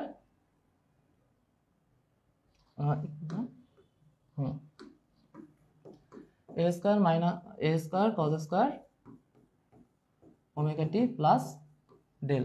আর এম ওমেগা স্কোয়ার বদলে আমি কি লিখতে পারবো, কে লিখতে পারবো K A square cos square omega T plus del. আচ্ছা, তাহলে গতির যে ইকুয়েশনটা সেটা আমি কি এটা দিয়ে মুখস্থ রাখতে পারি, কিংবা হচ্ছে আমি এটার ফর্মুলা মনে রাখতে পারি, কিংবা ইপি এর ক্ষেত্রে এটার ইকুয়েশন এবং ফর্মুলা দুইটাই মনে রাখতে পারি। এবং শক্তির যে পোর্শনটা থেকে, শক্তির পোর্শন থেকে সৃজনশীল একটু কম আসে, বাট এখান থেকে তোমার হচ্ছে গ্রাফের অবজেক্টিভ এই জিনিসগুলো বেশি আসে। তোমার সৃজনশীলের যে হট টপিক, যে হট জায়গা কি বলবো মোস্ট ফেভারিট টিচারদের জায়গা, সেটা হচ্ছে পর্যায়কাল নিয়ে। পর্যায়কালের সাথে তোমার দৈর্ঘ্য সম্পর্ক, ত্বরণের জিএ সম্পর্ক, এগুলো দিয়ে তো দিবে মাস্ট। এবং সেই সাথে হচ্ছে তোমাদের এই চ্যাপ্টারের মোস্ট ইম্পর্টেন্ট যেটা সৃজনশীল আসার জায়গা বা বেশিরভাগ কেসে যেই জায়গাটা থেকে আসে সেটা হচ্ছে পাহাড়ের উচ্চতা নির্ণয়। এবং তুমি কোনো একটা পাহাড়ের উপরে গেলে বা নিচে নিয়ে গেলে ঘড়ি কতটুকু স্লো বা দ্রুত চলবে, এই টাইপের যে ম্যাথগুলো আছে এটা খুবই ইম্পর্টেন্ট। এবং এইটা হচ্ছে পরীক্ষায় তোমার আসার সম্ভাবনা বেশি, মোস্ট অফ দ্য বোর্ডে হচ্ছে এটাই আসবে বা এটাই আসতে পারে। আচ্ছা, আমরা যদি একটা হচ্ছে পৃথিবী জাস্ট নর্মালি দেখো, এটা সবাই জানো, পৃথিবী ধরো H মিটার উঁচু একটা পাহাড় আছে, পাহাড়ের উচ্চতা যে অভিকর্ষ ত্বরণ সেটা আমি কি পরিবর্তিত হয়, পৃথিবীর সারফেসে 9.8 থাকলে কি সেটা পাহাড়ের উপরে গেলে কিছুটা পরিবর্তন, মানে কিছুটা কমে, মহাকর্ষ অভিকর্ষ চ্যাপ্টারে তোমরা জানো। তার মানে কি জি এর যদি পরিবর্তন হয় অবভিয়াসলি কি টি এরও পরিবর্তন হবে, তাই না? জি এর যদি পরিবর্তন হয় টি এর পরিবর্তন হবে। তাহলে এই পরিবর্তনটা কিসের জন্য হচ্ছে? উচ্চতার কারণ হচ্ছে, কারণ আমি অভিকর্ষের বিপরীতে একটা নির্দিষ্ট উঁচুতে উঠতেছি, তাহলে মানে কি সেখানে আমার জি এরও পরিবর্তন হইতেছে। এবং এই কারণে কি পর্যায়কাল বা টি এরও পরিবর্তন হচ্ছে। তো পাহাড়ের উচ্চতা নির্ণয় করার ফর্মুলাটা তোমরা সবাই কম বেশি জানো, সেটা হচ্ছে কি T1 মানে পরিবর্তিত যে পর্যায়কাল ডিভাইডেড বাই যে পর্যায় যেটা ঘড়ির সেটার পর্যায়কাল -1 ইন্টু আর। আর বেসিক্যালি এখানে পৃথিবীর ব্যাসার্ধ, আর হচ্ছে কি পৃথিবীর ব্যাসার্ধ, অথবা তুমি রুট ওভার যে পরিবর্তিত যে ত্বরণটা সেটা ডিভাইডেড বাই জি -1 ইন্টু আর। এখন কথা হচ্ছে যে এটা তো পৃথিবীর রেসপেক্টে, পৃথিবী বাদ দিয়ে যদি এখানে অন্য কোনো গ্রহ বলতো তাহলে সেই ক্ষেত্রে তোমার কি জিও পরিবর্তন হতো এবং আরো পরিবর্তন হতো। আচ্ছা, তোমাদের হচ্ছে ইম্পর্টেন্ট যে ইয়াটা ঘড়ি দ্রুত চলা বা ঘড়ি স্লো চলা, এটা একটু নিয়ে আমি কথা বলতে চাই, কারণ এটা তোমরা অনেকেই ভুল করো।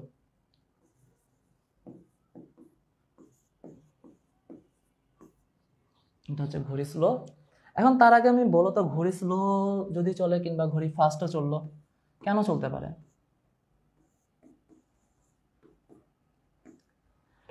ঘড়ি স্লো চলা মানে কি? ঠিক আছে, ঘড়ি, আর তার আগে তোমাকে জানতে হবে দোলক ঘড়ি কি জিনিস। তোমাদের বাসায় তোমরা হচ্ছে গুগলে দোলক ঘড়ি লিখে সার্চ দিয়ে দেখতে পাচ্ছ দোলক ঘড়িটা বেসিক্যালি কি জিনিস। সেরকম করে ইয়াতে দোলক ঘড়ির নিচে এরকম একটা সরল দোলক থাকে যেটা হচ্ছে কি দুলতে থাকে এবং এটা সময় নির্দেশ করে। তো বেশিরভাগ কেসে হচ্ছে তোমার কি এখানে যে সরল দোলকটা ইউজ করা হয় তার পর্যায়কাল 2 সেকেন্ড থাকে। ঠিক আছে, যে সরল দোলক ইউজ করে তার পর্যায়কাল 2 সেকেন্ড থাকে। তার মানে আমি যদি একটু দেখি এটা,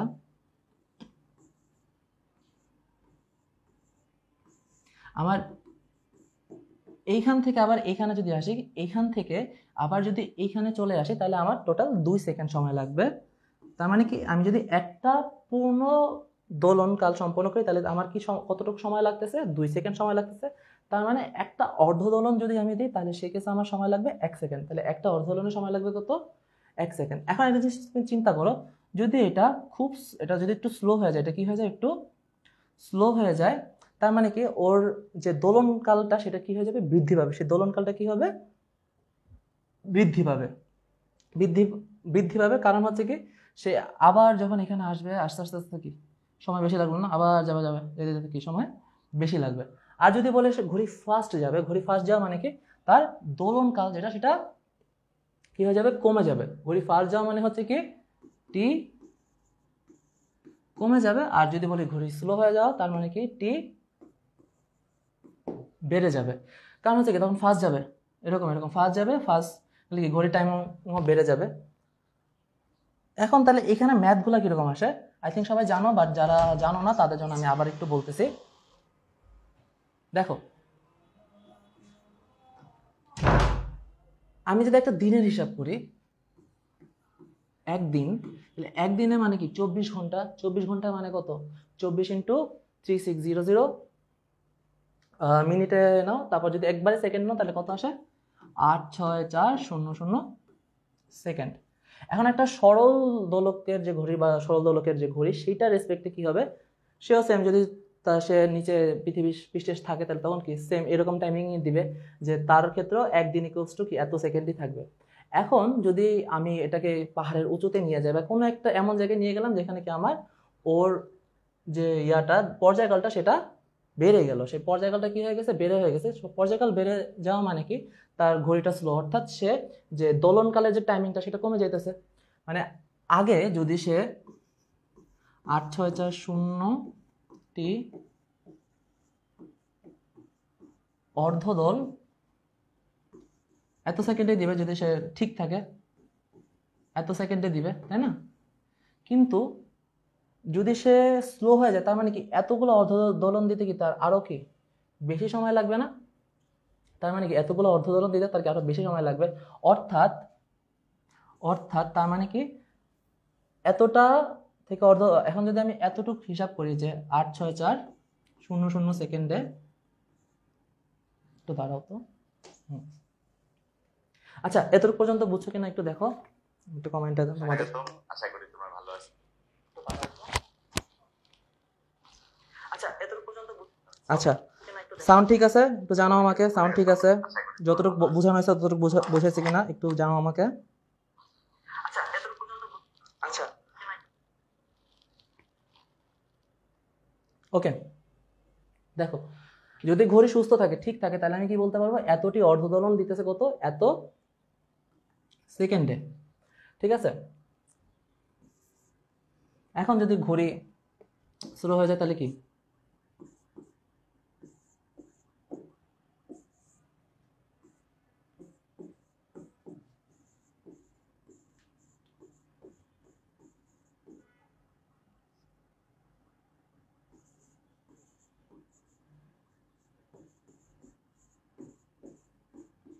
আর যদি ফাস্ট হয়ে যায় তাহলে কি দোলন সংখ্যা আরো বেড়ে যাবে না?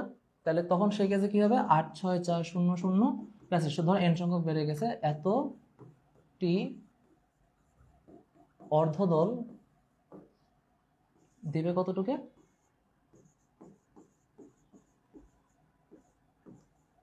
আচ্ছা একটা কেস আমি কি দেখতেছি আমার কমে গেল কতটুকু, এন সংখ্যক যদি কমে যায় তাহলে 86400 মাইনাস এনটি অর্ধদল দিবে এত সেকেন্ডে, আর যদি বেড়ে যায় তাহলে প্লাস এন দিবে এত সেকেন্ডে, ঠিক আছে? এখন বলো তো কয়টা অর্ধদোলনে একটা কমপ্লিট দোলনকাল সময়, দুইটা। তার মানে যদি এখন আমি চিন্তা করি যে দুইটি অর্ধদোল দিবে কত সেকেন্ডে, 2 into 86400 divided by 86400 minus N. আর এটার কাছে কি হবে, দুটি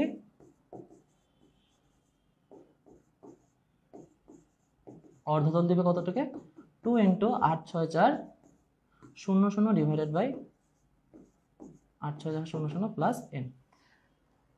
তাহলে যদি আমি দেখতেছি ঘড়ি যদি স্লো চলে তাহলে কি এখানে হচ্ছে কি মাইনাস এন থাকবে, আর যদি ফাস্ট চলে তাহলে এখানে প্লাস এন থাকবে। এখানে আরেকটা জিনিস মনে রাখবে, আমি কিন্তু প্রথমে হিসাব বলে দিছি কি এটা একদিনে কতটুকু সময় হারাইছে বা সময় গেইন করছে। এটা যদি মাঝে মধ্যে কোয়েশনে একদিনের হিসাব না বলে দেওয়া থাকবে হচ্ছে 1 ঘন্টায় যদি সময় হারায় বা 2 ঘন্টা এতটুকু সময় হারাচ্ছে, তাহলে তোমার 1 ঘন্টা বা 2 ঘন্টা বলে এই সংখ্যাটা চেঞ্জ হবে। যদি 1 ঘন্টা বলে তাহলে 86400 বদলে হবে 3600, 2 ঘন্টা বলে 7200, বা এখানেও সেম ভাবে ওইরকম এই যে 3600 বা 7200 বল ইউজ হবে, ঠিক আছে? কারণ এই ঘড়ি স্লো বা ফাস্ট হওয়ার যে ম্যাথগুলো সেটা একটু সবাই ভালো করে দেখে যাওয়ার চেষ্টা করবে, কারণ বেশিরভাগ বোর্ডে মাথায় রাখো যে এইখান থেকে কোয়েশ্চেন আসার সম্ভাবনা অনেক বেশি। আর এটা নিয়ে আমি আরেকটু দেখাই দিচ্ছি তোমাদেরকে, একটা চার্ট তোমাদের জন্য রেডি করে রাখছিলাম আমি, যেটা হচ্ছে পর্যাবৃত্ত গতি নিয়ে কোন কোন টপিকটা তোমাদের জন্য ইম্পর্টেন্ট। আচ্ছা, সবাই দেখতে পাইতেছো? বুঝেছি কিনা একটু জানো আমাকে।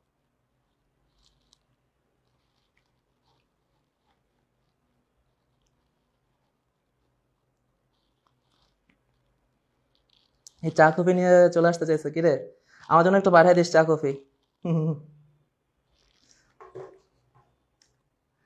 আচ্ছা, তো অবজেক্টিভের জন্য কিছু কিছু ইম্পর্টেন্ট টপিক আছে, তোমরা হচ্ছে তার মধ্যে এই যে এটা নিয়ে আমি কথা বলি নাই, কারণ এটা নিয়ে আমি এখানে কথা বলবো দেখে তখন আর কথা বলি নাই। কোনো সরল দোল সম্পন্ন কোনো একটা কণার অন্তরক সমীকরণ বা ডিফারেন্সিয়াল, অন্তরক সমীকরণ মানে হচ্ছে ডিফারেন্সিয়াল ইকুয়েশন ইকুয়ালস টু হচ্ছে কি D square X divided by D T square equals plus omega square X equals to 0। এখান থেকে কিরকম অবজেক্টিভ আসতে পারে একটু দেখো। তোমাকে আমি একটা দিলাম, say 5 D square X divided by D T square plus 125x equals to 0। এরকম কোনো একটা ইকুয়েশন দিবে, দিয়ে বলবে যে এই ইকুয়েশন থেকে তুমি হচ্ছে ওমেগা বের করো তো, মানে কৌণিক কম্পাঙ্ক বা কৌণিক বেগ কত সেটা বের করো তো, এটা আমাকে বলবে। এখন কথা হচ্ছে তখন তো তুমি প্যাচ খেয়ে যাবা যে আমি তো দেখছি এটার সামনে কিছু নাই, এখানে সামনে কিছু একটা দেওয়া আছে, তাহলে আমি কেমনে বের করবো? তাহলে এরকম ক্ষেত্রে প্রথম করতে হবে কি তুমি 5 এখান থেকে কমন নিতে পারো, কমন নিয়ে যদি বাদ দিয়ে দাও তাহলে কি হয়ে যাচ্ছে D square X divided by D T square plus 25x। এখন 25x যেটা আছে তাহলে এখন আমি ওমেগা স্কয়ারের সাথে কম্পেয়ার করতে পারি না? যদি কম্পেয়ার করতে পারি তাহলে হচ্ছে ওমেগা স্কয়ার ইকুয়ালস টু 25, তাহলে ওমেগা ইকুয়ালস টু তখন কি হবে 5 রেডিয়ান পার সেকেন্ড। ঠিক আছে, তারপরে যদি দেখো সরল দোল গতিসম্পন্ন কোনো কোনো আন্তরিক সমীকরণ কি অন্তরক সমীকরণের কম্পাঙ্ক কত, এত পর্যায়কালত। আচ্ছা, এটা সব সম্পূর্ণ ফর্মুলা তুমি জানো। আচ্ছা, ইম্পর্টেন্ট একটা পয়েন্ট দেখো এখানে, সরল দোল গতির জন্য কৌণিক সরণ কত হতে পারবে না? 4 ডিগ্রির চেয়ে বেশি হতে পারে। মানে 4 ডিগ্রি বেসিক্যালি বলতেছে কি, এখানে তুমি যে সরল দোলকটি ইউজ করতেছো, এখানে যে তুমি সরল দোলকটি ইউজ করতেছো, এখানে বলতেছে অ্যাঙ্গেলটা কত হতে পারবে না? 4 ডিগ্রি 40 দেখা যাচ্ছে। এটা বেসিক্যালি হচ্ছে কত ডিগ্রির বেশি হতে পারবে না? 4 ডিগ্রির বেশি হতে পারবে না। এখন কেন 4 ডিগ্রির বেশি হইতে পারবে না সেটা যদি জানতে চাও, জাস্ট মনের একটা জিনিস, 0 থেকে 4 ডিগ্রি, 0 থেকে 4 ডিগ্রির মধ্যে sine theta equals to tan theta হয়। 0 থেকে 4 ডিগ্রির ভিতর কি হয়? Sine theta equals to tan theta হয়। এবং যখন সাইন থিটার মধ্যে ট্যান থিটার মানটা সমান থাকে, মানে রেশিওটা যখন সমান থাকে, তখন হচ্ছে কি তোমার এইটাতে চলতে থাকবে, মানে এটা তোমার হচ্ছে থামবে না। যেমন মনে করো আমি যদি অনেক বেশি ফোর্স অ্যাপ্লাই করি এখানে, তাহলে কি এটা এরকম হয়তো বা দুলতে দুলতে দুলতে একটা সময় কি থেমে যাবে না, কিন্তু যদি 4 ডিগ্রির মধ্যে থাকে তাহলে কি এটা কখনো থামবে না। ওকে, তারপরে যাই একটু আমরা।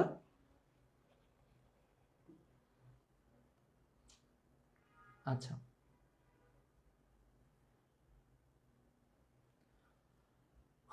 বলছে সরল দোলন গতিসম্পন্ন কণার সরণ বেগ ও ত্বরণের লেখচিত্র দেওয়া হয়েছে।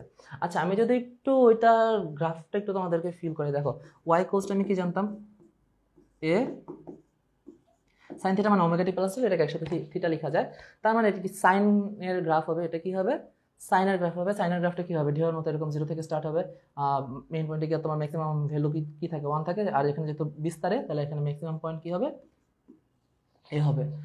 ভি এর গ্রাফে আমি কি জানতাম, ভি ইকুয়ালস টু কি ছিল বলতো, এ ওমেগা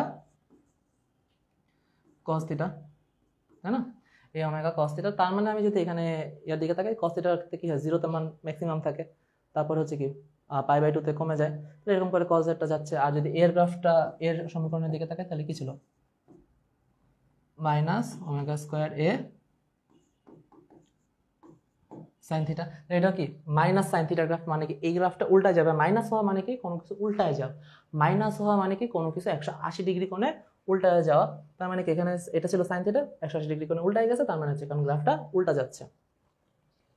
নেক্সট দেখো, সরল দোল গতিসম্পন্ন কণার বিভব শক্তি বনাম সরণের লেখচিত্র কি হবে,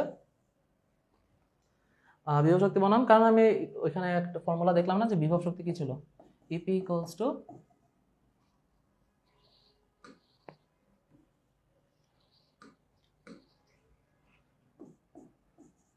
half M omega square X. তার মানে যদি এখানে আমি ইপি আর এক্স এর সম্পর্কটা দেখি, সমানুপাতিক সম্পর্ক, কোনো স্কয়ার নাই, তার মানে একটা স্ট্রেট লাইন হবে মূলবিন্দুগামী। আচ্ছা, তারপরে এর দিকে একটু আমরা যাই, মুভ করি। তোমরা একটু সাউন্ডের প্রবলেম কিংবা না বুঝলে আমাকে বইলো। তারপরে এর দিকে একটু আমরা যাই, মুভ করি। তোমরা একটু সাউন্ডের প্রবলেম কিংবা না বুঝলে আমাকে বইলো। তারপরে এর দিকে একটু আমরা যাই, মুভ করি। আচ্ছা, দেখো তো এখানে আরেকটা গ্রাফ দেওয়া আছে, ইকে বনাম টি এর গ্রাফ। ঠিক আছে, গতিশক্তি বনাম সময়ের গ্রাফ।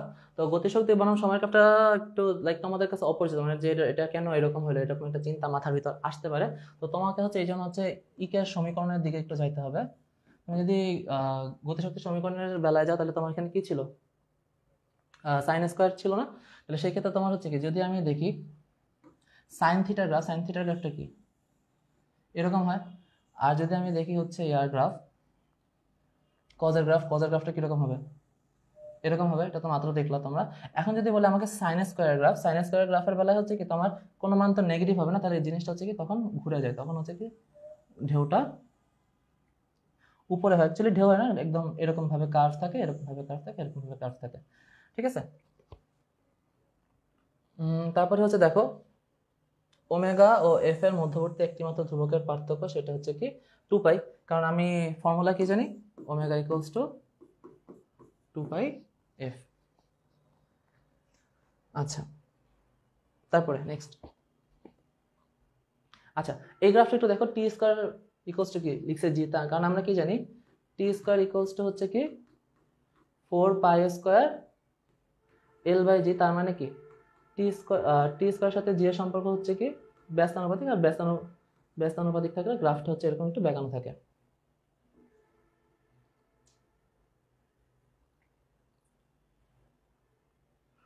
আচ্ছা, ববের ভর বেশি হলে দোলনকাল অপরিবর্তিত থাকবে, সরলদোলক কোনো বেগ মধ্যবিন্দু থেকে সর্বোচ্চ, যেটা বলছিলাম বেগ হচ্ছে কি মিডল পয়েন্টে সর্বোচ্চ, সেই কারণে কি মিডল পয়েন্টে গতিশক্তিও সর্বোচ্চ হয়, সর্বোচ্চ সরণে শূন্য, কারণ তখন হচ্ছে কি পুরোটাই বিভব শক্তি হয়। আচ্ছা দেখো, তোমাদেরকে একটা কোশ্চেন করেছিলাম 5 দিয়ে, তো এখানে এরকম সেম টাইপের একটা উদাহরণ দেওয়া আছে, তোমরা এটা চলে দেখতে পারো। আচ্ছা নেক্সট, এখন হচ্ছে আমরা একটু সৃজনশীলে কি কি ইম্পর্টেন্ট সেই জিনিসগুলো একটু দেখার চেষ্টা করি। সৃজনশীলে তোমাদের কয়ের জন্য কিছু কিছু কোশ্চেন আমি বাছাই করে রাখছি, যেগুলো পড়লে ম্যাক্সিমাম বোর্ড তোমরা কমন পাবা। দেখো, দশা কি, সেকেন্ড দোলক কি, কৌণিক কম্পাঙ্ক কাকে বলে, সরল ছন্দিত গতি কাকে বলে, পর্যায়কাল কাকে বলে, পর্যাবৃত্ত গতি কি, স্প্রিং ধ্রুবক কাকে বলে, সরল ছন্দিত স্পন্দন গতির সংজ্ঞা দাও, কালিক পর্যায়ক্রম কি, সরল দোলক কি, বিস্তার কি, স্পন্দকের দশা কাকে বলে। অনুধাবনমূলক কোশ্চেনটা তোমরা এটা একটু স্ক্রিনশট দিয়ে নাও, এই কোশ্চেনগুলো একটু রাতে প্র্যাকটিস করার চেষ্টা করো, কারণ মোটামুটি হচ্ছে ক খ এর ক্ষেত্রে দেখা যায় হচ্ছে কোশ্চেন রিপিট আসে প্রায়। দেখা যাবে যে তুমি বেশিরভাগ বোর্ডে দেখা যাবে কিছু কিছু ক খ দেখবা যে একদম হুবহু না আসলো, একদম টাইপ মানে লাইক হচ্ছে ভিতরের যে থিওরিটা সেটা সেম লেখার হয়ে থাকে। তো দেখা যাচ্ছে হচ্ছে যে কমন কিছু ক খ যদি পড়ো, তাহলে সেক্ষেত্রে তোমরা হচ্ছে কি পরীক্ষায় যখন বলো তখন 100% কমন পেয়ে বসতে পারবে, এবং তখন দেখে তুমি একটু শান্তি পাবে যে হ্যাঁ, অনেকে যারা ক খ নিয়ে যারা প্যারা খায় যে লাইক ভাই ক খতে আমি কেমনে মার্ক তুলবো, গ ঘয়ের ম্যাথ তো আমি ধোঁয়ায় লিখে দিতে পারি, কিন্তু ক খতে গিয়ে ডাব্বা মারি। তো ওই কেজে হচ্ছে কি তোমার বোর্ড কোশ্চেনটা ফলো করা সেক্ষেত্রে একটা হচ্ছে চালাকের বিষয়, এবং সেই সাথে আরেকটা চালাকের বিষয় আছে ক খ এর ক্ষেত্রে। তোমরা যারা হচ্ছে বিভিন্ন রাইটারের বইয়ের বিভিন্ন প্রশ্ন দেখবে বোল্ড কিছু কিছু লাইন বোল্ড করা থাকে, এবং বোল্ড করে কিছু কোশ্চেন দেওয়া থাকে, নিচে অ্যান্সার দেওয়া থাকে। ওই জিনিসগুলো টিচার একটু বেশি ফলো করে কোশ্চেন করার সময়, এটা জিনিসটা আমি খেয়াল করছি। এবং তোমরা যদি ওই জিনিসগুলো দেখে যেতে পারো পরীক্ষার আগে কোনোভাবে, তাহলে তোমার হচ্ছে কখন আসলে টেনশন করার কিছু থাকে না, তুমি আগে এই জিনিসগুলো পড়ে ফেলো। কখন আর টেনশনগুলো তখনই আসে তখন যখন তোমার ওই জিনিসগুলো পড়া নাই, তুমি চিন্তা করতেছো হ্যাঁ ওই জিনিসগুলো পড়া নাই, কেমনে করবো কেমনে ভাববো, এই টেনশনে তুমি শেষ হয়ে যাবা।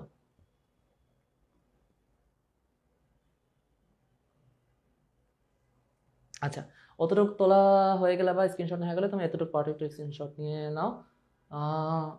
মোটামুটি এগুলো সবার পারার কথা, যারা হচ্ছে ইন্টার লাইফ পুরোটা পার করে আসছো 2 বছর, এই কোয়েশ্চেনগুলো তোমাদের কাছে আননোন না, বাট পরীক্ষার আগে তো একবার দেখে ফেলা যে কোয়েশ্চেন কি কি কোয়েশ্চেন আসছিল না আসছিল সেগুলো একবার দেখে ফেলা। তারপরে যাই। আচ্ছা, এখন আমরা একটু সৃজনশীলে মুভ করি। দেখো, যে পাহাড় পাহাড় করে উল্টায় ফেললাম, পাহাড় দেখো গত বছর ঢাকা বোর্ডে আসছিল 2023 সালে পাহাড়ের উচ্চতা নির্ণয়ের ম্যাথগুলা দোলনকালের সাথে, এবং সেই সাথে পরের একটা সৃজনশীল ময়মনসিংহ বোর্ডে দেখো কি আসছিল, একটা সরল দোলক নিয়ে একটা কোয়েশ্চেন আসছে। আশা করি এখন মাঝে মধ্যে এরকম ইকুয়েশন দেওয়া ম্যাথ দেওয়া থাকতে পারে, যে একটা ইকুয়েশন দেওয়া আছে আমার, সেই ইকুয়েশনের বেস ভিত করে এখানে ধরো ডিফারেন্ট করছে, 2 সেকেন্ড পর ত্বরণ বের করতে বলছে, তোমাকে বেগও বের করতে বলতে পারে, বা ত্বরণ হচ্ছে অন্য কোনো একটা কেসে বের করতে বলতে পারে, বা ইকুয়েশনটা একটু ডিফারেন্ট ভাবে সাজায় দেওয়া থাকতে পারে।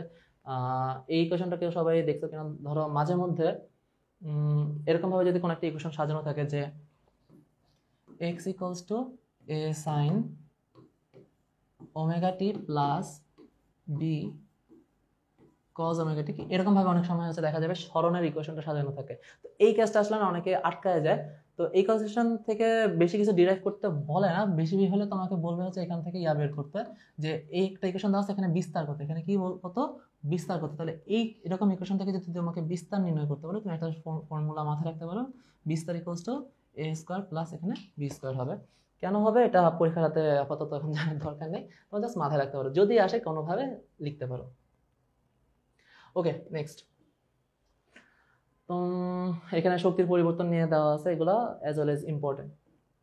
এই টাইপের সৃজনশীলগুলো তোমরা যদি প্র্যাকটিস করো, আই থিঙ্ক পুরো চ্যাপ্টারের মোটামুটি একটা ধারণা পেয়ে যাবা। আচ্ছা, অধ্যায় 8 পর্যাবৃত্ত গতি রিলেটেড তোমাদের কোনো প্রবলেম আছে কিনা, তোমাদেরকে 1 মিনিট টাইম দিচ্ছি, তোমরা আমাকে জানাও। যদি তোমাদের কোনো ভ্যালিড কোয়েশ্চেন পাই তাহলে আমি সেগুলো হচ্ছে এখানে সলভ করে দেওয়ার চেষ্টা করবো।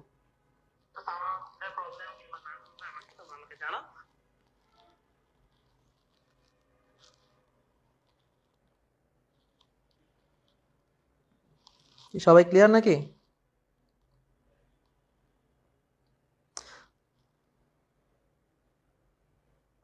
আজকের এই লাইভ ক্লাস সবাই ক্লিয়ার? ওকে, সবাই যদি এখন ক্লিয়ার হয় তাহলে মোটামুটি আমি এখন হচ্ছে পরের চ্যাপ্টারে যেতে পারি। দেখো, আদর্শ গ্যাস ও কোন গ্যাসের গতিতত্ত্ব, এই চ্যাপ্টারটা হচ্ছে লাইক অর্ধেক 7-এর মতোই, যে তোমরা সবাই জানো এখান থেকে কি সৃজনশীল আসবে। আমি তোমাদেরকে শুরু আগে বলে দিয়ে যাও কি সৃজনশীল আসবে। 3টা প্রশ্ন ইম্পর্টেন্ট, ঠিক আছে? তার মধ্যে মোস্ট ইম্পর্টেন্ট হচ্ছে কি আপেক্ষিক আর্দ্রতা, যেটা দিয়ে সবাই জানো যে আমার যদি এখানে যতগুলো বোর্ড আছে মিনিমাম 70% বোর্ডে এখান থেকে কোশ্চেন হবে। আপেক্ষিক আর্দ্রতা থেকে মিনিমাম 70% বোর্ডে কোশ্চেন থাকবে। তার এই দুইটা, এটা বাদে কি দুইটা ইম্পর্টেন্ট আছে, একটা হচ্ছে গতিশক্তি, গড় গতিশক্তি, আর আরেকটা হচ্ছে তোমার রোধের গভীরতা। তো বাকি যে 30% থাকবে, 20% রোধের গভীরতা দিয়ে ম্যাচ হবে, বাকি 10% তোমার ওই যে সিআরএমএস কিংবা হচ্ছে তোমার মূল গড় বর্গবেগের যে ম্যাথগুলো সেগুলো দিতে পারে, ঠিক আছে? আচ্ছা, আমি যদি দাও একটু এখানে দিকে তাকাই কি কি আসছে দেখো। আদর্শ গ্যাস সূত্র, আমার রিসেন্ট ইয়ারে কিন্তু খুব কম কোয়েশ্চেন আসছে, 20-এর আগে কোয়েশ্চেন আসছিল। আদর্শ গ্যাস সমীকরণ এখান থেকে ভালোই কোয়েশ্চেন আসছে, 23-এও আসছে, 22-এও আসছে, 21-এও আসছে। এবং আদর্শ গ্যাস সমীকরণ কি বলো তো, তোমরা সবাই তো জানো, PV = nRT। অণুর আণবিক তত্ত্ব এখান থেকে হচ্ছে দেখো 23 সালে কিন্তু ভালোই কোয়েশ্চেন আসছে গ্যাসের গতিতত্ত্ব আদর্শ গ্যাসের সূত্র থেকে, সমবিভাজন নীতি থেকে আসছে। এখন আসো শিশিরাঙ্ক, এই যে কালপ্রিট তো না, মানে গুন্ডা, এই চ্যাপ্টারের গুন্ডা, ঠিক আছে? আপেক্ষিক আর্দ্রতা ধুমায় আসছে, ধুমায়, এমন কোনো বোর্ড নাই, মোটামুটি সব বোর্ডে কোনোবার আসছে এই যে আপেক্ষিক আর্দ্রতা থেকে কোনো না কোনো ম্যাথ আসছে। তো এইখান থেকে আপেক্ষিক আর্দ্রতা একটু বেশি করে যদি মনোযোগ দিয়ে দেখো তাহলে তোমার হচ্ছে এই চ্যাপ্টার নিয়ে আর বেশি চিন্তা করার কিছু থাকতেছে না। ওকে, আচ্ছা চলো একটু শুরু করা যাক। প্রথমে বয়লের সূত্র সবাই জানো। বয়লের সূত্র কি বলছে, যখন হচ্ছে তোমার টি মানে টেম্পারেচার স্থির থাকবে, স্থির তাপমাত্রায় P is inversely proportional to V, মানে চাপ আয়তনের ব্যস্তানুপাতিক। চাপ আয়তনের ব্যস্তানুপাতিক। চার্লসের সূত্র কি, যখন আমাকে বলছে হচ্ছে কোন একটা সিস্টেমের চাপ স্থির থাকবে তখন আমার কি হবে, V proportional to T হবে। আমাকে যখন চাপের সূত্র কি বলছে, চাপের সূত্র আমাকে বলতেছে হচ্ছে কি, যখন আমার V স্থির থাকবে তখন P proportional to T হবে। যখন আমার টি স্থির, ওই সিস্টেমটাকে কি বলা হয় বলতো, আইসোথার্ম সমষ্ণ। যখন আমার চাপ স্থির থাকে তখন কি বলা হয়, আইসোবার বা সমচাপীয়। যখন আমার পি স্থির থাকে তখন বলা হয় আইসোবার বা সমচাপীয়। আর যদি বলা হয় ভি স্থির তাকে বলা হয় সম আয়তন, ঠিক আছে? আচ্ছা, তো এগুলো সবাই মোটামুটি জানো। পরের স্লাইডে যাচ্ছি। আদর্শ গ্যাস সমীকরণ কি, আদর্শ গ্যাস সমীকরণ আমরা কি জানি, PV = nRT, ঠিক আছে? মাঝে মধ্যে আমাকে এখানে nr এর বদলে হচ্ছে তোমার বোলজম্যান কনস্ট্যান্ট নিয়ে কাজ করা লাগতে পারে। বোলজম্যান কনস্ট্যান্ট, বাট এটা যদি গতিশক্তির ক্ষেত্রে বেশিরভাগ কেসে তখন তোমার হচ্ছে মাঝে মধ্যে 3/2 nRT এর বদলে আমি মাঝে মধ্যে দেখবো যে 3/2 KT ইউজ করি। যারা আই থিঙ্ক বোলজম্যান ধ্রুবকটা কি জানো, বোলজম্যান ধ্রুবকটা K = কি বলতো, R/NA। NA হচ্ছে কি অ্যাভোগাড্রো সংখ্যা, মানে সেটা কি 6.023 × 10⁻23। এখন হচ্ছে দেখো ঘনত্বের সাথে সম্পর্ক কি এখানে।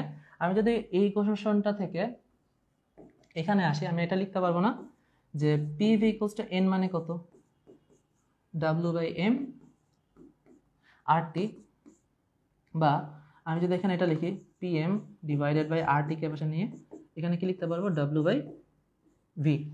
ঠিক আছে, এই যে W/v এটাকে আমি তখন বলতে পারবো কি ঘনত্ব, এটাকে তখন আমি বলতে পারবো। তাহলে ঘনত্বের সাথে অবভিয়াসলি এটা সরাসরি সম্পর্ক আছে। সম্পর্কটা কি দেখতে পারতেছি আমি, rho is proportional to pressure এবং রো ইজ ইনভার্সলি প্রপোর্শনাল বা ব্যস্তানুপাতিক কার টেম্পারেচারে।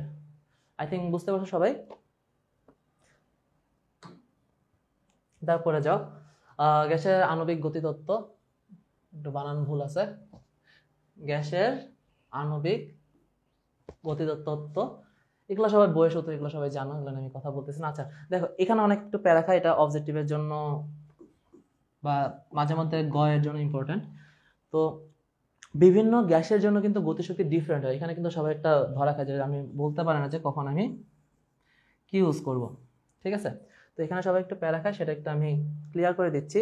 এক পরমাণবিক যে মৌলগুলো থাকবে, বিশেষ করে যেগুলো কি হিলিয়াম, আর্গন, মানে নিষ্ক্রিয় গ্যাস টাইপের যেগুলো আছে এক পারমাণবিক, ওদের ক্ষেত্রে কি হচ্ছে স্বাধীন যে মাত্রা F সেটা হচ্ছে 3।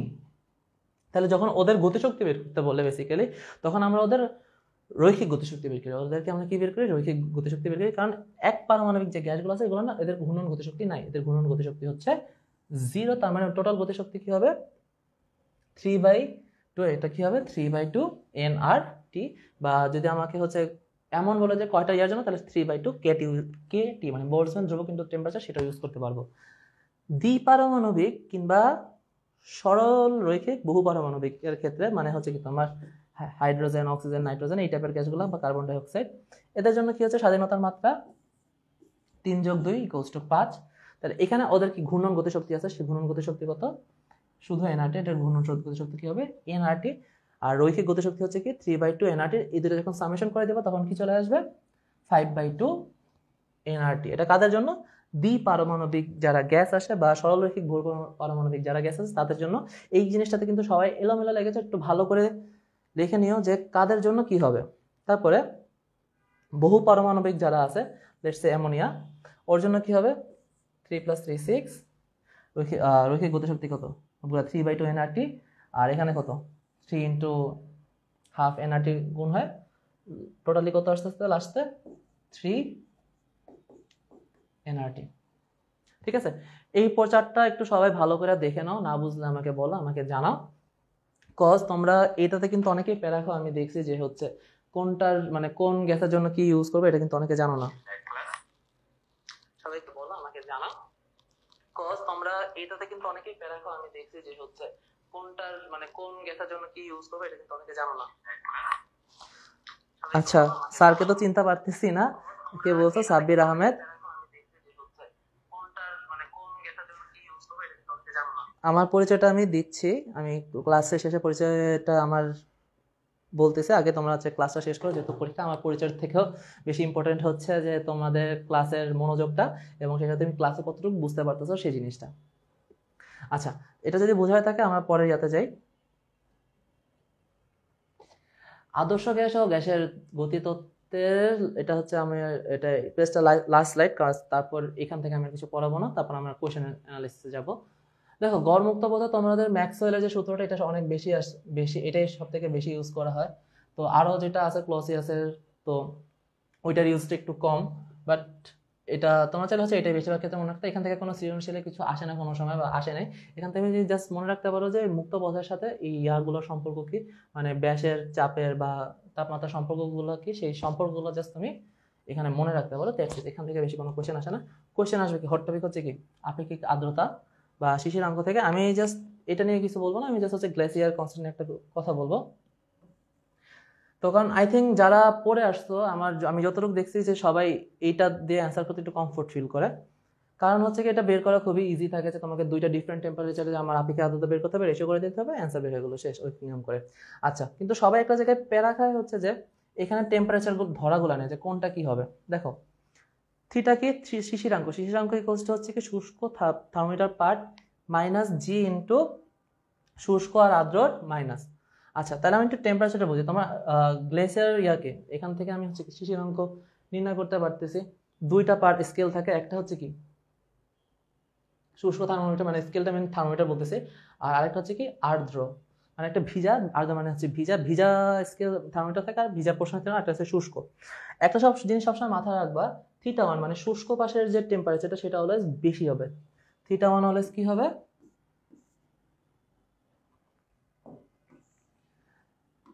θ1 ইজ অলওয়েজ গ্রেটার দেন কি হবে?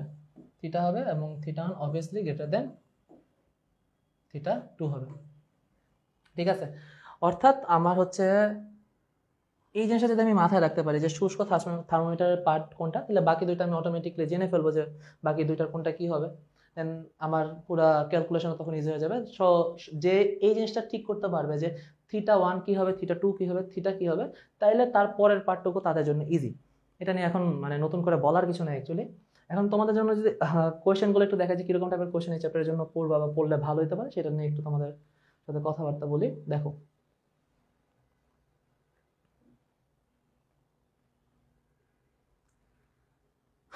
আচ্ছা, অবজেক্টিভের জন্য কিছু কিছু পার্ট দেখি আমরা। বয়েলের সূত্র সমষ্ণ, আমি বললাম যে বয়েলের সূত্র কি সমষ্ণ, তারপর হচ্ছে কি চার্লসের সূত্র কি হবে, চার্লসের সূত্র এখানে চাপ সমান থাকে, তার মানে সমচাপীয়। তারপর চাপীয় সূত্রের ক্ষেত্রে কি সম আয়তন, তাই না? আচ্ছা, সার্বজনীন গ্যাস ধ্রুবকের মান হলো 8.31 জুল পার কেলভিন পার মোল। এটা একটু সবাই মাথায় রেখো, এবং সেই পাশাপাশি আরেকটা মাথায় রাখতে পারো, সেটা যেটা তোমাদের কেমিস্ট্রিতে ইউজ হয়, সেটা হচ্ছে কি 0.0821 লিটার অ্যাটমসফিয়ার পার মোল পার কেলভিন, তাই না? তো এটা হচ্ছে কি তো তোমার লিটার বা এটিএম এ থাকলে তোমার হচ্ছে কি আর এর ভ্যালু এটা হবে, আর আর এর ভ্যালু যদি তোমার হচ্ছে কি মিটার কিউব কিংবা হচ্ছে সেই সাথে প্যাসকেলে থাকে, তাহলে সেই ক্ষেত্রে কি হবে 8.31 হবে।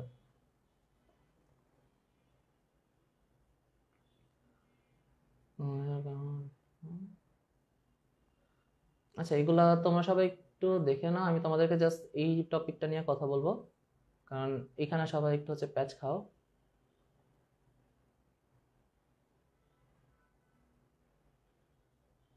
হুম, একদম লাস্ট টপিকটা, আর্দ্রতা মাপক যন্ত্র, মানে এই যে থার্মোমিটারের শুষ্ক আর থার্মোমিটারের পাঠের পার্থক্য কমে গেলে বা ধীরে ধীরে কমলে কি হবে, এই জিনিসগুলো দেখো। আমার যদি এটা অবজেক্টিভের জন্য খুবই ইম্পর্টেন্ট একটা পোর্শন, যদি তোমার যে শুষ্ক পার্ট যেটা থাকবে, শুষ্ক থার্মোমিটার, আর একটা হচ্ছে কি ভিজা থার্মোমিটার, এটার যে ডিফারেন্সটা θ1 মাইনাস θ2, ঠিক আছে, θ1 মাইনাস θ2, এই ডিফারেন্সটা যদি দেখা যাচ্ছে হঠাৎ করে হ্রাস পায়, হঠাৎ করে খুব বেশি হ্রাস পায়, তখন কি হবে, ঝড় হওয়ার প্রবাবিলিটি থাকবে।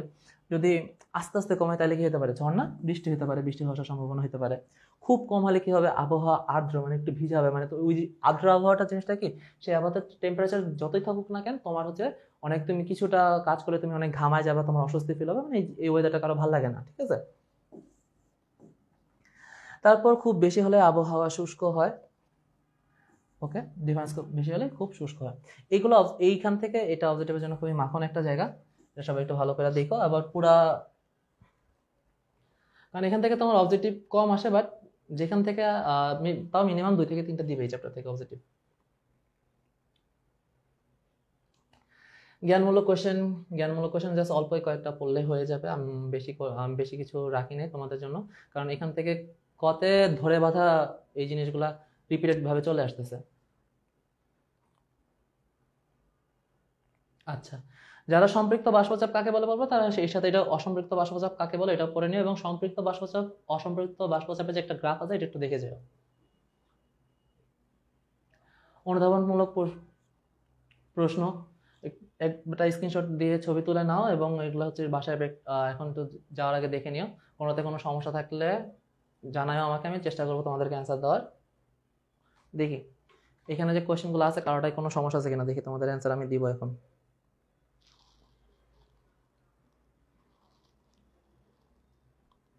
চিন্তা পারতেছি না কে বলতেছ, আমি দিব এখন।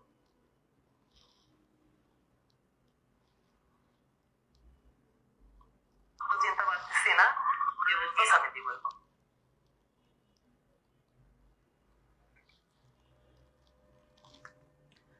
আচ্ছা, আই থিঙ্ক কারোর কোনো সমস্যা হবে না। আর পরীক্ষার আগের রাত, আজকে হচ্ছে এত কিছু পড়ারও কিছু নাই, আজকে জাস্ট শুধু একটু চোখ বুলানো পরীক্ষার খাতায়, কোয়েশ্চেনগুলো দেখো। আচ্ছা, একটু সৃজনশীলে যাই আমি। দেখো এগুলা বেসিক্যালি হচ্ছে, দেখো কোর যে ম্যাথগুলো আছে, 2 এর দিকে তাকো বা 3 এর দিকে তাকো, এই টাইপের ম্যাথগুলো কোর ম্যাথ প্রায় দেখবা যে বোর্ডে আসতেছে। তো মানে কোনো না কোনো বোর্ডে কোর ম্যাথ দেখবা আসবেই। এই যে তোমার বাবল যেটা থাকে, বাবলের আয়তন হঠাৎ করে বেড়ে গেলে, ব্যাস বা ব্যাসার্ধ বেড়ে গেলে কোনো একটা সম্পর্ক দেওয়া থাকবে, তারপর বলবো হচ্ছে যে ওটা কতটুকু উচ্চতা, কতটুকু ছিল, কুয়ার গভীরতা কতটুকু ছিল, এই টাইপের কোশ্চেনগুলো অনেক আসবে।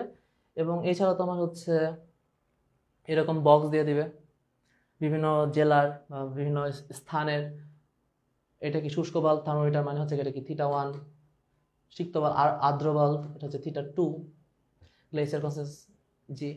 এই জিনিসগুলো তোমাদেরকে দেওয়া থাকবে, তারপর তোমাদেরকে ডিফাইন করতে বলবে শিশিরাঙ্ক কত ছিল, কিংবা তোমাকে বলবে অস্বস্তি বোধ। আচ্ছা, স্বস্তি বা অস্বস্তি বোধ করবে কি, এটা একটু আগেও বললাম আমি, বলো তো। যখন তোমার হচ্ছে দেখবা পরিবেশটা আর্দ্রতা বেশি, ঠিক আছে, আর্দ্রতা বেশি হলে তোমার কি হবে, বেশি অস্বস্তি বোধ হবে, কারণ তখন ঘাম হবে বেশি। তার মধ্যে যে স্থানের আপেক্ষিক আর্দ্রতা বেশি হবে সেখানে কি সে অস্বস্তি বোধ করবে, আর যেখানে কম হবে সেখানে হচ্ছে কি স্বস্তি বোধ করবে।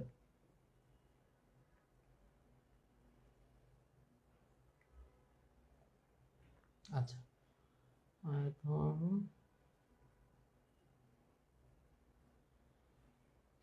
তারপর এখান থেকে আয়তন আয়তন গতিশক্তি একই হ্রাস পেয়েছে, মানে এইগুলো এই টাইপের কোয়েশ্চেনগুলো একটু দেখে যাও। তোমার যদি যেহেতু বলেই দিয়েছে তোমাকে চ্যাপ্টারের শুরুতে যে কি আসবে, বেসিক্যালি 3টা জায়গা। একটা হচ্ছে কি আপেক্ষিক আর্দ্রতা, যেখান থেকে ম্যাক্সিমাম টাইম মানে 70% কেস এখান থেকে আসবে, 20% কেসে আসবে কি হ্রদের গভীরতা, আর 10% কেসে আসবে সিআর গতিশক্তি বা সিআরএমএস এর ওইটা। এখন দেখা যেতে পারে 20%, এখানে যেহেতু 10% বলছে, যেহেতু তোমার কোশ্চেন থাকবে দুইটা, গ এবং ঘতে, তো অনেক জায়গায় দেখা যাবে যে ঘতে আপেক্ষিক আর্দ্রতা থাকলে গতে আবার ওইটা ইনক্লুড করে দিবে। আচ্ছা, তো আজকের মতো ক্লাস এখানে শেষ, বাট ক্লাস শেষ হওয়ার আগে যেহেতু তোমাদের কালকে পরীক্ষা, কিছু কথা না বললেই না। যেহেতু সায়েন্স এর আগে হচ্ছে কি Bangla first, Bangla second, English first, English second, ICT এক্সামগুলো তোমাদের দেওয়া হয়ে গেছে। কালকে যারা সায়েন্স বিভাগে শিক্ষার্থী আছে, তোমরা ফার্স্ট সায়েন্সের একটা বোর্ড এক্সাম দিতে যাচ্ছ, তার আগে হয়তো ক্লাস 10 দিয়ে আসছো। তো অনেকের মাথায় চিন্তা করতেছো যে ভাইয়া, মানে যারা শিবরিং করতেছো লিটারেলি বা ভয় পেতেছো, তাদের জন্য কিছু কথা। এখন হচ্ছে কি তোমাদের ভয় পাওয়ার কিছু নাই, কজ তোমাদের ভয় পাওয়ার যে সময়টা ছিল সেটা অ্যাকচুয়ালি তোমরা পার করে আসো। যে সময় অ্যাকচুয়ালি ভয় পাওয়া উচিত ছিল, যে কেমনে সিলেবাস শেষ করবো, কেমনে করবো, এই ফেজটা যেহেতু পার করে চলে আসছে, এখন পরীক্ষার আগের রাত, এখন তোমাদের হচ্ছে কি নতুন করে ভয় পাওয়ার কিছু নাই বা টেনশন করার কিছু নাই। আজকে রাতে তোমাদের হচ্ছে নতুন করে পড়ারও কিছু নাই। আজকে রাতে জাস্ট কাজ হচ্ছে তোমাদের জাস্ট রিভিশন করা, জাস্ট হচ্ছে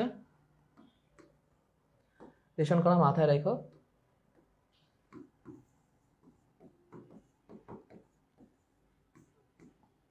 জাস্ট রিভিশন দিও ভালো মতো। এখন কি কি রিভিশন দিবা সেটা হচ্ছে মেন জিনিস। আমি কিভাবে রিভিশন দিলে আমি পরীক্ষার আগে সব ভুলে যাব না। আই থিঙ্ক তোমরা যারা স্টুডেন্ট আছো, তোমাদের প্রত্যেকটা চ্যাপ্টার নোট করা থাকতে পারেন, তো নোট করা না থাকলেও কিছুটা তোমাদের জানা থাকে যে এখানে এই টপিকগুলো আছে। তো তোমাদের সবাই জাস্ট একটা সিম্পল টেকনিক বলবো, যেটা মনে রাখলে পরীক্ষার আগে তোমাদের কনফিডেন্স বেড়ে যাবে। প্রত্যেকটা চ্যাপ্টারে যত ফর্মুলা আছে বা যত টাইপ আছে, সেই টাইপগুলো জাস্ট মনে রেখে যাও। পরীক্ষার আগের যে 1 ঘন্টা, সেখানে তখন তোমার কোনো বইয়ের দিকে তাকানোর দরকার নেই। জাস্ট পরীক্ষার আগের এই রাতটা বা কালকে সকালে পরীক্ষা দেওয়ার আগের সময়টা, জাস্ট বেশি হলে প্রত্যেকটা চ্যাপ্টারে কি কি ফর্মুলা বা কি কি টাইপ ছিল, এই জিনিসগুলো দেখে যাও। ঠিক আছে, যে যখন তুমি একটা কোয়েশ্চেন পড়ার আগে জান, মানে কোশ্চেনটা দেখে তুমি বুঝতে পারছো যে ভেক্টর থেকে আসছে, ভেক্টরতে এই ফর্মুলাগুলো আছে, এখানে আমি এটা অ্যাপ্লাই করলে ম্যাথটা হয়ে যাবে, এরকম এই জিনিসটা যখন তুমি বুঝতে পারবা পরীক্ষার হলে বইটা, তখন তোমার হচ্ছে মনোবল অমনি বেড়ে যাবে এবং দেখবা পরীক্ষাটা অটোমেটিক ভালো হওয়া শুরু করেছে। যখন দেখবা যে তুমি যে পারা জিনিস যেগুলো, সেগুলো হচ্ছে ঠিক আছে, কেমনে কেমনে জানি মিলে যাচ্ছে, এটা অটোমেটিক হয়ে যায়।